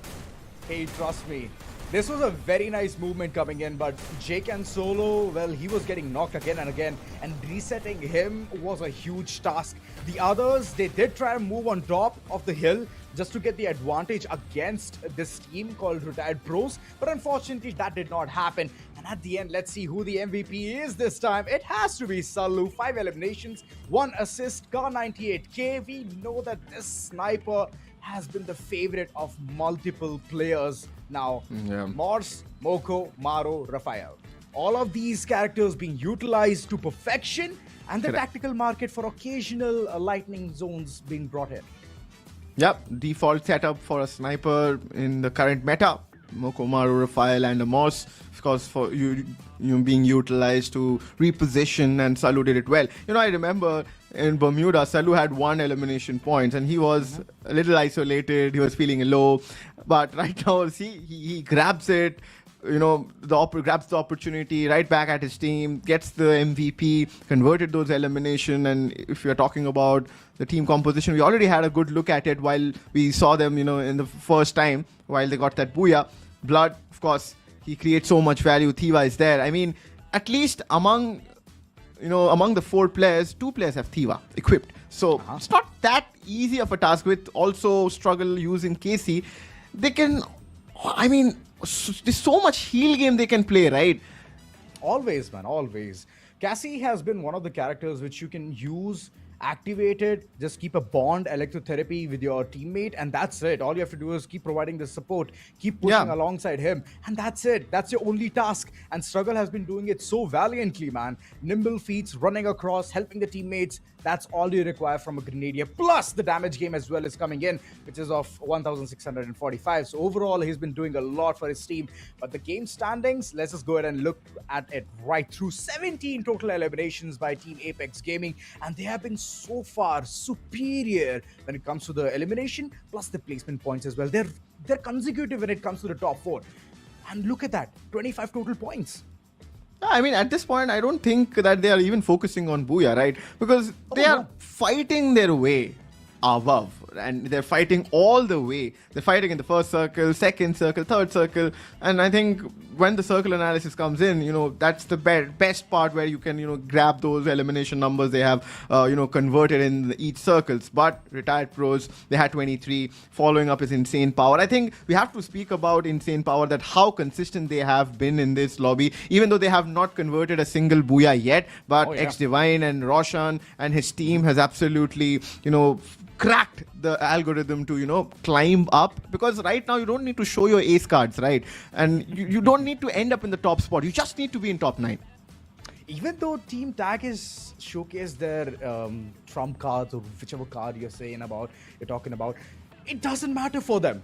They're super confident with whatever they have. And if they want to do some micro adjustments, they can do it out of the Vim, which is really good. Team Tag has been so far the consistent team that I could say for today's day. And the others as well, not going to throw their hard work away, of course. JK and Solo, Team Insane Power, they themselves have been in this to and fro mission of being towards the top 3, top 4, and that's really good. But look at the elimination game that they have missed out on. 2 eliminations in the first circle, and then second and third, they have absolutely nothing. But on the other end, we saw even Retired Pros with a similar pattern, but they received the BOOYAH. Getting the BOOYAH gets you 12 total placement points, which is super important, and hence, Retired Pros, number 1 position, 105 points. See, I'm not concerned about Retired Pros and Apex Game, because they will absolutely end up qualifying, right? The concern is towards the 8th, 9th and 10th spot. And even for Gaming Walla, they also have a chance. NKG, they have 52. There's a 4-point difference between LXP and NKG. And if you look at Gaming Walla, they can also climb up the ladder. So they need one good game, which is, of course, has to happen in the last game, which we don't know what map is coming ahead, because that's a randomizer. So have to pray the randomizer god to give you the favor whichever map you want to play in. But Chaos with 60, they would still feel a little safe, but they would have to be alive. They cannot be the first team to get eliminated or maybe targeted, because, you know, this is a word which is going to come up more often because this is the group stages. Oh yeah, but the saddest part is Team Chaos, NKG, LXP, getting the BOOYAH, still not able to crack the code of reaching towards the top 6. Come on, guys. We can expect more from you all. But there's actually a tie situation. CLUTZA alongside Cruel, both of them 70 total points. And Learn From Past is not away at all. They're so close. They're just 1 point ahead. and the other team with just 7 points ahead of this other team. So there's a lot of loopholes that you can create and you can reach towards the tippy top. The spot is still open. I repeat, the spot is still open. Yeah, but look at Retired Pros. Even though while we were talking highly about Team Apex Gaming, Retired Pros in the middle of all of this, while Apex Gaming is being super consistent, they have not let them fly, right? Because we have seen while team are flying, they end up getting 150 points in 6 games. We have seen how ICO, GX, TSG have performed, Team Elite have performed in the planes. But yeah, we absolutely said that group stages, the quality of the lobby has changed. And that is why our predictions also change in game after game. But I have kept one thing common, which is Apex Gaming. Of course, they have been consistent alongside Retired Pros. So going safe, man. Of course, even I'm going safe this time around. I've also chosen them. I know for a fact they can easily crack the code of reaching towards the top 4, but getting the Booyah is still yet to be seen. They still have 0 points right in front of the Booyah. So this is going to be the final game, the randomized god. Whether it's going to bless us with a very nice Nextera or a Kalahari, or it's going to head all the way towards Bermuda or Solara. Let's find out. Bermuda, Kalahari, we will see all the options, right? Zola. Come on. What's in your mind? What do you want Solara. to see? Is it going to be Solara? It is Solara, I think. Yeah, it is Solara. Oh, wait, exciting face. Oh, Solara, let's go. You had to do that, man. I mean, yeah, Solara is the 6th map, guys, and I think whoever, specifically if we talk about NKG and LXP, and also if Gaming Walla wants to continue their journey in TEZ FFMIC 2026 fall, at least for the next week of the group stages, they have to make it in top 9. For that to happen, they need at least to climb up before NKG or LXP does it. Exactly, man. It's going to be seriousness all across. It's the final game, and might as well take things very seriously because this theme park of a map, Solara, is going to make things even more worse for the other teams as well. Regardless of you being in the tippy top, still you can be toppled because Team Tag, they are prepared to get that first primary spot for themselves. And the others, well, the contestants, there are a lot many, and the competition, it's still neck to neck. Yep. And where are those fights happening right now? Are there any? TV Tower, Casa Vista? These are usually those spots, even Delta Isle for a fact. Hot drop spots in the map of Solara. Ignored? I mean, see, TV Tower is controlled by LFP, and we have a fight with, again, MAFIABALA. This is one common team who has fought all along the way, and they are at the bottom. Things have not been in their favor, but right now it's looking good. Oh wait, as I speak, Adan gets taken down. It's blood. He's literally surviving with a single HP. But Somi, he has to create an advantage. He dashes out. Raj is still surviving. He has the Uzi in his hand. And Somi and Adan both go down. And MAFIABALA, they end up eliminating Retired Pros after getting 2 consecutive booyahs. They are eliminated, but the fights haven't stopped to Zora. Sahil gets taken down as well. That's just a cherry on top. That was really good. Nice execution coming in from MAFIABALA's team. That was absolutely spectacular, meticulous nonetheless. But now coming towards PBS and NKG. Well, this fight has been prolonged for a way longer time. And look at the way they've already received the weapons that they absolutely love. M24, we all know the kind of shots it can hit. Script, I hope he's ready for this. Khonshu right in front. But those shots from Khonshu has absolutely stunned the entire area. But sure, Script just backs right in, gets the elimination, and Khonshu could not do much there. Instantly taps in the Chrono Shield just to safeguard himself and heal at the given time. And Narikutam, they are currently struggling with just a couple of members surviving. And PBS, they're on the prowl. Yep, Script decides enough is enough. I think I need to go and save my team. And that's a good decision. He instantly uses the stealth buy to reposition. That is something which he has to do. And he just needs to survive. And his teammates will come back because it's still the initial moment of the game. Or even you can find a vending machine if you have enough coins. But insane power. They have some good loot. Look at Susti. He has 2,500 FF coins. Wow. I mean, if his team faces some kind of problem, he can be the man who can save his whole team. But LXP, they're right in front of them. So there's a probability that this fight might happen. Oh, wait. Chase can solo. He's in the open, Ozora. Oh, yeah. Out in the open, trying to use his glue walls just to save himself. But let's see how long that's going to wait.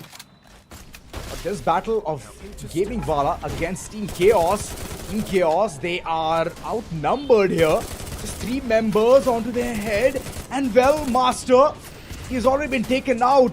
Avneet instantly dashes away from harm's way, and he's still safe, healing himself, fixing his broken vest, helmet, and I believe they're going to be back in action right about now. Team Chaos, they're just prolonging this fight for a longer time, as Gaming WALLA, they themselves are taking things slow to reset. Team Chaos, yeah, scary. He has been, of course, completely eliminated. But they can bring his teammate back. I mean, the IGL is required, but this UAV is causing some problem. Ninja immediately breaks the UAV. But Armo of Neath, they are trying to find where are those members of Gaming WALLA. Gaming WALLA, Super Yash and AB18, they have distanced themselves from this situation for now. Probably trying to disengage from this situation. At least NKG Aleem. It's a different fight against MAFIABALA. I mean, see, I don't want to be too ambitious or greedy, but MAFIABALA, if they still want to be alive in this tournament, even though they were at the bottom of Zora, they have to get at least a 30-pointer. Or if not a 40. They need a 30 or a 40 pointer, and that's where Tag is like, you know what, let's just go ahead and put this full stop onto the ruckus that this team has already created. I believe they're getting prepared for this one. They're getting prepared. All right, Wolvin, at the last moment, he just steps out from taking the launch pad and reaching towards your opponent. Wait a second, Money. The scything, one of the members taking him, slicing and dicing him down, but it's not going to work out for a longer time. M590 shots just cracking the skull open, and then the confirmation. KD God, an absolute beast with an M82, and he's just constantly getting those numbers on the opponent. Yeah, MAFIABALA. Adan is the last man standing. Yep. And I think I shouldn't have said whatever I said, because see, the chance still is alive if they end up getting 30 or 40 pointer game, but for that to happen, practically speaking, that's a little difficult. And okay, icing on top, Tag has put a hit list onto this man. Now his position is revealed for some time, at least for 4 minutes. That's a long time, Azora. That's an absolute it's like a decade. It's like 4 decades, and Adan is the final man standing, so he's just going to stay just like that. Finally, he finds a vending machine, and oh well, there you go. The revival has already been imminent. Jake and Solo right in front, taking a slippery slope, running away with a nick of HP on his name. That was very ambitious of him to get the information on where the opponents are. But at the end, what did he take away? A lot of damage? Wait, they are not safe, Ozora. They disengage from a situation against Team Apex Gaming. They end up converging towards CLUTZA. And this is something which they have to be more careful about, because Roshan is alone and he uses the railroads to maneuver, or rather run away from the spot, but he isn't allowed. Pulley finds him, and so is Tag. They're coming in. Kaushik, watch out, brother. But right now, he's in a lot of trouble, Azora. Oh my god, the trouble. It's not ending for him. It's like 1 foot of his is inside the grave and the other one on the banana peel. And well, the slip. And the moment he slips is inside the grave. Well, there's at least 1 member being put back up, but it's not going to be helping him so much, as Shoto is already rushed the throats of the opponents, and they're getting those eliminations. They're getting those number games up. Team Tag, nobody can stop them. They are unstoppable. They are unbeatable. And Volwin, he's checking for the last member. Where exactly is he? The moment they spot him, it's going to be a frag fest yet again. Shub! Not a good sight for him, as he has been sighted all across. But he has somehow made the members survive all of this cluster. Job done for that man there. Kaushik, as he comes down again, he also brings back another teammate. So all the players are back for CLUTZA. They have 6 elimination. Not that bad of a situation for them. Just, I think in that situation, they would require some more loot. But right now, Nakul, he is fighting against Gaming WALLA. But God, he's right back at him. The teammate support comes in, but Nakul has been taken out. So Nakul, he has to sacrifice his life. God probably has to run away from this situation. But Gaming WALLA, they have also lost 2 members. Super and Master are the 2 players surviving. And where are they heading towards? Because they have to be very watchful about what they are trying to do. probably looking out for a vending machine, trying to bring back their teammates, but Super, he's stuck and he's out in the open and he gets caught off guard. This is LXP God. Finds the revenge which he wanted because, of course, CLUTZA was punished inside the compound, but PVS is in the vicinity already. The gunshots are so loud that they have end up coming in for this team. Oh yes, God. You should have stayed isolated. You shouldn't have taken all of those shots. Oh my goodness, Khonshu. Little do you know, there's one player just lurking in the shadows right behind the tree, and Khonshu is prepared for this. Oh, look at the support coming in, the healing UAV being deployed, but it's not going to help him for a longer time. King, he is still stuck in the corner, remanded, and soon he might have the hands completely locked. 13 HP and it's dwindling, and Khonshu from the left side comes right and swoops, gets those shots from the VSK, lands it right, and gets the elimination as well. 6 eliminations for this team. PVS, it's like they have a very nice mood going on. One game they're on, one game they're off, and the other one they're like, you know what? We have to get back in action. Yeah. The inconsistency factor is there for sure. That's something which they have to figure out while they move ahead towards week 2. I mean, we still have to confirm who those 9 teams are going to be. We're going to make it to week 2 of the group stages for sure. That is happening from Group A itself after this game is done with. But Insane Power, they definitely want to be one of them. They have that consistency going in their favor. Even though they haven't got any Booyah, Team Chaos, they did manage to get one Booyah and they have started solid. And Gamer's vehicle is spotted, and I think Scary wants a shot at it. He has a cord. What better weapon do you want? And immediately the vehicle bursts off. Gamer is... I don't know how he's going to survive. God. It's 3 members banding together, going for the single fight, and Gamer, I believe he's going to be done for. His HP is way too low, and well, there you go. All 4 members fall flat, and MAFIABALA's team is out for the count. 10th spot is what they get, so at least 1 or 2 points. But nevertheless, they should have received more eliminations. This is not going to look good on their repo, but this one fight where Krish is just lunging and leaping, trying to get the elimination point. God! He should have been prepared. He should have been ready. He was ready for 1, but not for the second one. Instant response coming in from PPS Gaming. And the retaliation is equally strong. They're still outside the circle, but it doesn't matter. They're surviving the wrath. Wait a second, what? They're taking a fight outside the circle. Team tag, what's going on? Are they so hungry for eliminations? Are they so hungry for more frags? One player taken out, and Wolven instantly goes in for that heal factor. That's how Team Tag has been playing, right, Rozora? We can't even blame them, right? The team has been fearless all the way long, even though, you know, they have been punished sometimes, but bigger the risk, the bigger the reward. Team Apex Gaming right now, they are not done for. They are pushing in, even though there are 3 members. They have a number disadvantage. Kip gets taken down. It's KD God once again with the sniper. Krish, he has a task up ahead, but Nobita, he finds the player who was taken down. He was eliminated already. Wolven gets punished with that scythe. Okay, Sahil, he tried his level best. He did manage to create some value, but KD God again being the savior. He's the sniper, the IGL, and also so much is doing for his team right now. He immediately repositions using the stealth bite, as he should, which will give Wolven and Shoto the time to settle in. Oh, that's right, but I'm hoping that they do not get clipped instantly. Wolven, HP low. He needs to instantly heal himself, and then and only then he can go for a battle. That's not a good weapon, but close range, it's deadly, it's monstrous.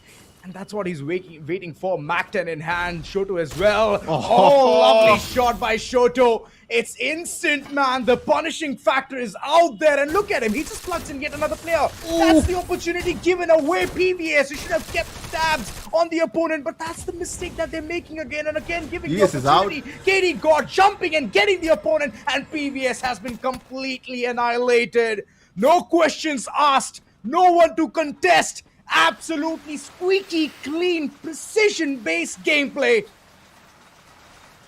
So much to learn. Zora there, you know, but Team Chaos. 19. Yup, they have 19 eliminations, but right now this is Insane Power going up against Gaming WALLA. The fights haven't stopped yet. The circle has shifted towards an area where nobody is inside right now. Everybody has to go inside the circle, otherwise circle is going to be very, very, you know, cruel. It's not that kind of a diplomatic circle. It always punishes you, and oh my goodness, Team Apex Gaming, they're getting punished. Sahil is a solo survivor. The vehicle has landed in a very bad spot, and Armo with that cord. Team Chaos with that cord itself, creating a lot of problems. Yup, as I said, Uzora, sometimes you get rewarded, sometimes you get punished, and that's how Tag gets punished again. Not prioritizing the circle, taking outside fights. A little bit premature executions alongside with the car. Well, that was a big mistake. Even though the glue wall was deployed, but they could not fend off another pack of wolves, which was Team Chaos. This entire house is so heavily contested. There's insane power in the bottom floor. There's even Cruel on the top floor, just trying to maintain the balance, and that balance is going to be disrupted real soon. Roshan HP low, Chick and Solo, he's already been taken out. Roshan still struggling, trying to find his forte, but unfortunately it's not going to happen as Susti. He did provide the heal, but it's not going to help for a longer run. Susti, he's running away from the fight. Oh, still they have the opportunity. He can revive, they can reset, but I believe there's a lot of tasks still left for them.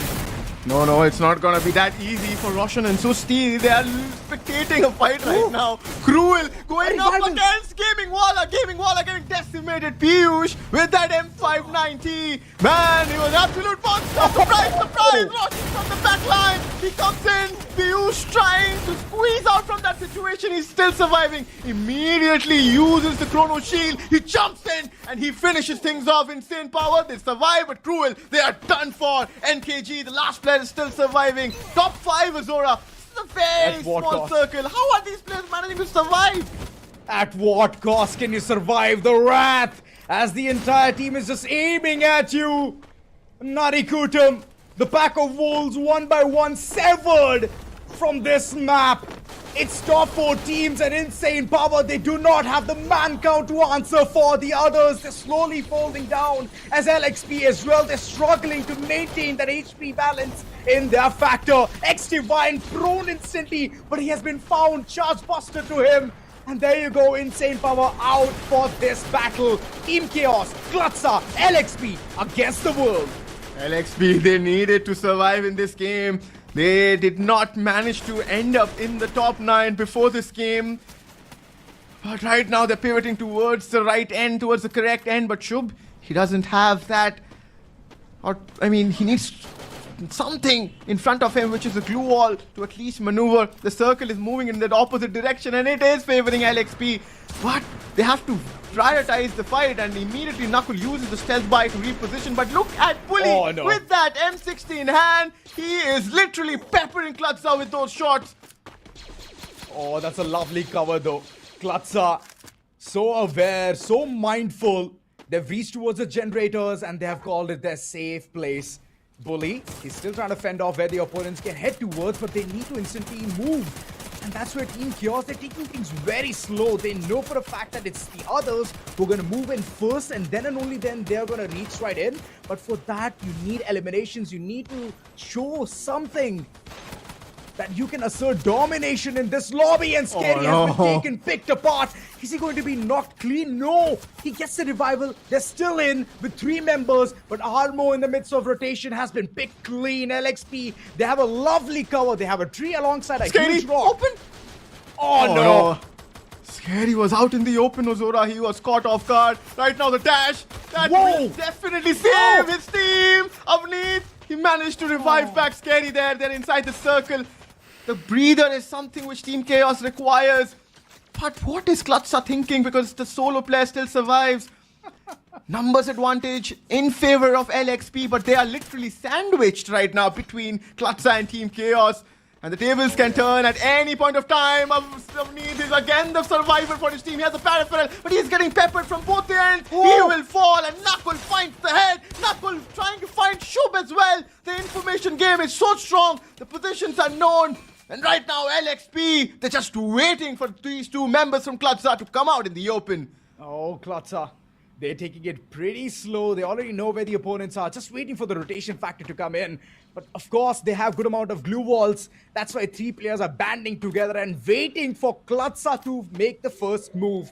And Claus, well, I do understand that he has a VSS, but that VSS is not going to help a lot. You need to have a VSA rather, because these pew-pew shots are not going to deal a lot of damage on the opponent. Yeah. Even though you can get the information factor right in. This is a silence which will prevail for a few seconds for sure. LXP, oh, they are getting impatient. They want to go in. This is not the right way. Okay, a triple decker of a glue wall comes in. Immediately the melter is being utilized. This is working in favor for CLUTZA. If these two players go inside, this might not end up well for LXP because Claus and Shub want that to happen and they are waiting. This is a smarter move. Knuckle, he has to be the man. He has already done it. The very first game, he won that 1v1 against Apex Gaming Style, where he converted that game into a BOOYAH. It is again time for him to end this group stage with the BOOYAH. Again, it's a 2v3 situation. It still continues. Shub and Claus have closed in the distance. Claus, what is the time when he uses the dash and finds that knock first for his team? He dashes in towards the sideways, finds King there. Shub, he's gone. Claus, it's a 1v2 against him. Good, it's a 1v1 out. Claus, he finds that revival. It's a 1v2 against Knuckle. Knuckle is in a big dangerous spot. Will he utilize his time to revive his teammate? But he's fighting this solo. Ozola, this is not looking good. And Knuckle goes down. And CLUTZA, they convert this game into a BOOYAH. It was a 2v3 situation against them, but they still managed to pull it in their favor. Oh my god! Daredevil! Team CLUTZA Esports! What a way to close in the gap! And the Charge Buster at the nick of the time, connecting all of those shots from the opponent was so clean, surgical, precise approach. Even though, for a fact, I just knew that LXP, they had the man-code advantage and they could easily squeeze that through, but Knuckle was stuck in a pickled up situation of a 1v2 where he could not do much. In any which case, shotgun over M82B. Shub was the worst point of contact. Let's have a look at the last shot and let's relive what happened there. I mean, we have to watch it again to understand how did LXP mess up that situation. Okay, this is a situation which was against Team Chaos all the way long. But yeah, this is where the fight changed. God, oh my goodness. He took down Shub there, but Shub got revived because Claus had that Thiva equipped. Oh yeah. Clutching it at the moment. And yup, you can flex your t-shirt, my boy. You deserve it. The MVP, well, it's not going to be a high damage game per se. 6 eliminations, 1 assist, but the Charge Buster was all across the faces of the opponents. Thiva, that's right, that's how we could get the quick revival system put right in. Joseph alongside Nikita for the faster reload, and Chrono Shield, we all know the bubble dance, it helps. If it helps, it just gives you a really good fruit, which is of 12 points. True. Again, this looks like a default setup. Okay, this is a little bit... I mean, if you look at Bully, he has a Skylar instead of a Moss, which is mostly being used. Wait, I mean, a Grenadier is using a Moss. So a Moss and a Skylar with a Riptide Rhythm and the reposition coming in from Kaushik. And even though Bully has been given the role of a sniper, but we have seen Kaushik with that sniper weaponry, right? When that fight was happening and Apex Gaming was chasing him, and I think he ended up using the stealth bite, but he had a sniper in his hand. He has always been using that sniper and also that grenade to create advantage for his team. So while this team is playing, I think this team has that dimension or that dynamic to help each other so much. And this is an attacking setup where, you know, where we have been seeing that players equipping that Thiva or rather that KC to, you know, support each other. This team has a much more attacking composition. It's a double-edged sword, that's one thing for sure.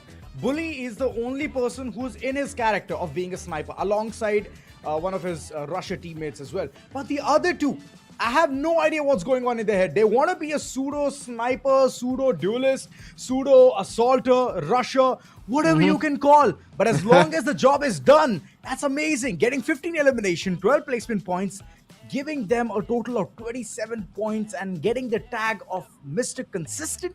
That is CLUTZA Esports, ladies and gentlemen. And we could see even Team Apex Gaming, even though they were eliminated earlier on towards the circle itself, they have 19 eliminations. 19 in total. Wow. I mean, with 19 eliminations, they only have 3 placement points to work with. Because, see, I can go ahead and say that they were not focusing so much on the position as we were speaking along the lines that they are taking too much risk while going outside the circle, triggering hit lists, targeting teams. They wanted those eliminations so badly. I think they had a high elimination number. While we move on towards the standings, right, we will get to know that how many eliminations did they end up getting, right? But right now, it was Team Chaos, CLUTZA, and LXP towards the end, who got the limelight. Oh, wow. I just love the way the bullseye is made in each and every circle. Circle 1, 2, 3, 4. LXP, Chaos, Insane Power, all of them have just made things so well for themselves, man. They were a tough nut to crack, but of course, what happened. Teams planned of heading towards a circle, but unfortunately, things just constantly went bad to south for them again and again. Team Chaos, they were stuck outside the circle. Insane Power, they were still thinking about heading towards the circle, and once they headed towards the house, they were completely gate-kept. And those situations were created by LXP again and again. I mean, LXP did not end up getting the BOOYAH, right? Is it the right situation or is it the right outcome which they would have wanted? Because they are still, undecisive about the fact that they made it to the top 9. Right now, let's have a look at who has qualified. Oh my god. LXP, they did not end up qualifying. It is NKG Ozora. That BOOYAH. Clutch from CLUTZA has costed them big time. Even though they had a BOOYAH, that doesn't matter if you do not have the points. Since the scores have tied, it's, of course, the number of BOOYAHs. It's again the same. It's the elimination number. According to the higher elimination number, because NKG had, they end up qualifying. The factor of those tiebreaker rules being involved, and that just completely dismantles the hope of LXP. Well, that's that. But others, congratulations, Team Chaos, LEARNFROMPAST, NKG, Esports, Cruel Esports, Insane Power, PVS Gaming, CLUTZA Esports, retired pros playing their top-notch performance, and Team Apex Gaming, as always, touching those high digits and standing at the podium, pole position with 119 points on their name. 89 eliminations. Yeah. How frag-oriented can you be without any... Exactly. Okay. You bring in the factor of what? The equalizer here, it won't even work. Exactly. I mean, only 30 placement points, no BOOYAHs, and 89 eliminations. I mean, that was a superb game coming in from Team Apex Gaming, and they came in to decimate week 1, of course, and to give these teams a taste of what they're going to get in the next week. Again, they have made it to week 2, of course. Retired pros, tag alongside CLUTZA. Absolute brilliant performance in that last game where they clutched in that situation. It was a 2v3 situation. Then they made sure that LXP doesn't qualify. Then comes PVS, Insane Power. They had their own moments, but there is something which they have to figure out. The inconsistency for PVS Gaming, specifically Ozora. Well, I feel bad for the other consecutive teams coming in, because we have already seen Total Gaming alongside SATUL head towards the foreign soil and dominate there. Of course, Team Apex Gaming has always been there, and they are the top performers for today with 119 points. But I'm fearing for the others. Yeah. The other teams who have no taste whatsoever about what has happened in the foreign soil, now they're taking fights against such a lethal team. And this is the kind of result we all were expecting, right? 119 is still somewhere towards the ballpark number. I was expecting more than 130 points. But in any which case, number 1 performer that we can see is Shoto. This rusher is absolutely spectacular, getting 29 eliminations. It's the damage factor which is just giving him the major boost compared to Blood. Blood has also performed outright very well, and that's where retired pros, they are stagnant towards the second spot. Third comes Insane Powers, J Can Solo. J Can Solo was spectacular, man. Yeah. He played really well for Insane Power. I think the man who stepped up for Insane Power. So the storyline continues, right? The 3 IGLs who wanted to qualify for the next week, which is, of course, week 2 of TEZ FFMIC 2026 fall. The group stages are on. And as we call Shoto, in the community, he has been given the name Danav Monster. He doesn't look like it, right? But inside the game, he is a monster. He's an absolute monster, Ozora. We had so much fun watching him play, because when KD God was doing so much, I thought that KD God should have made that list, but it's surprising it was only Shoto from Apex Gaming. Well, he's been very spot on, but we could even see another name, which was Nobita. That was beautiful coming in from his end. He got the opportunity today and he made it count, getting those eliminations, raking it up, heading towards the top 5 alongside Kaushik. Well, coming out of the retirement and playing so well, Kaushik, kudos, man. Pat on his back as well. He played spectacular, helped his team wherever the team needed the most. And that's the kind of plays we were all expecting today. You know, I started off the day by saying that it is going to be an experience versus a redemption shot kind of a day. But experienced team, they also won. And even the redemption teams who try to make their way or probably trying to get a second chance, a shot at these FFMIC 2026 fall. It continues. The run will continue, of course, while we come back tomorrow with a different group where, again, we will see some amazing teams, invited teams, FFC mode qualified teams, and also teams from city qualifiers. So things are not stopping here. We are going to come back tomorrow for sure. I think any final thoughts before we leave the day? Well, I would say I hope that tomorrow is going to be even big of a banger because today was absolutely squeaky clean. Tomorrow, I'm hoping more and more action to come right in, Oro. Yeah, so that's it for today. You guys are watching TEZ FFMIC 2026 fall. Till then, keep smiling and good night, guys.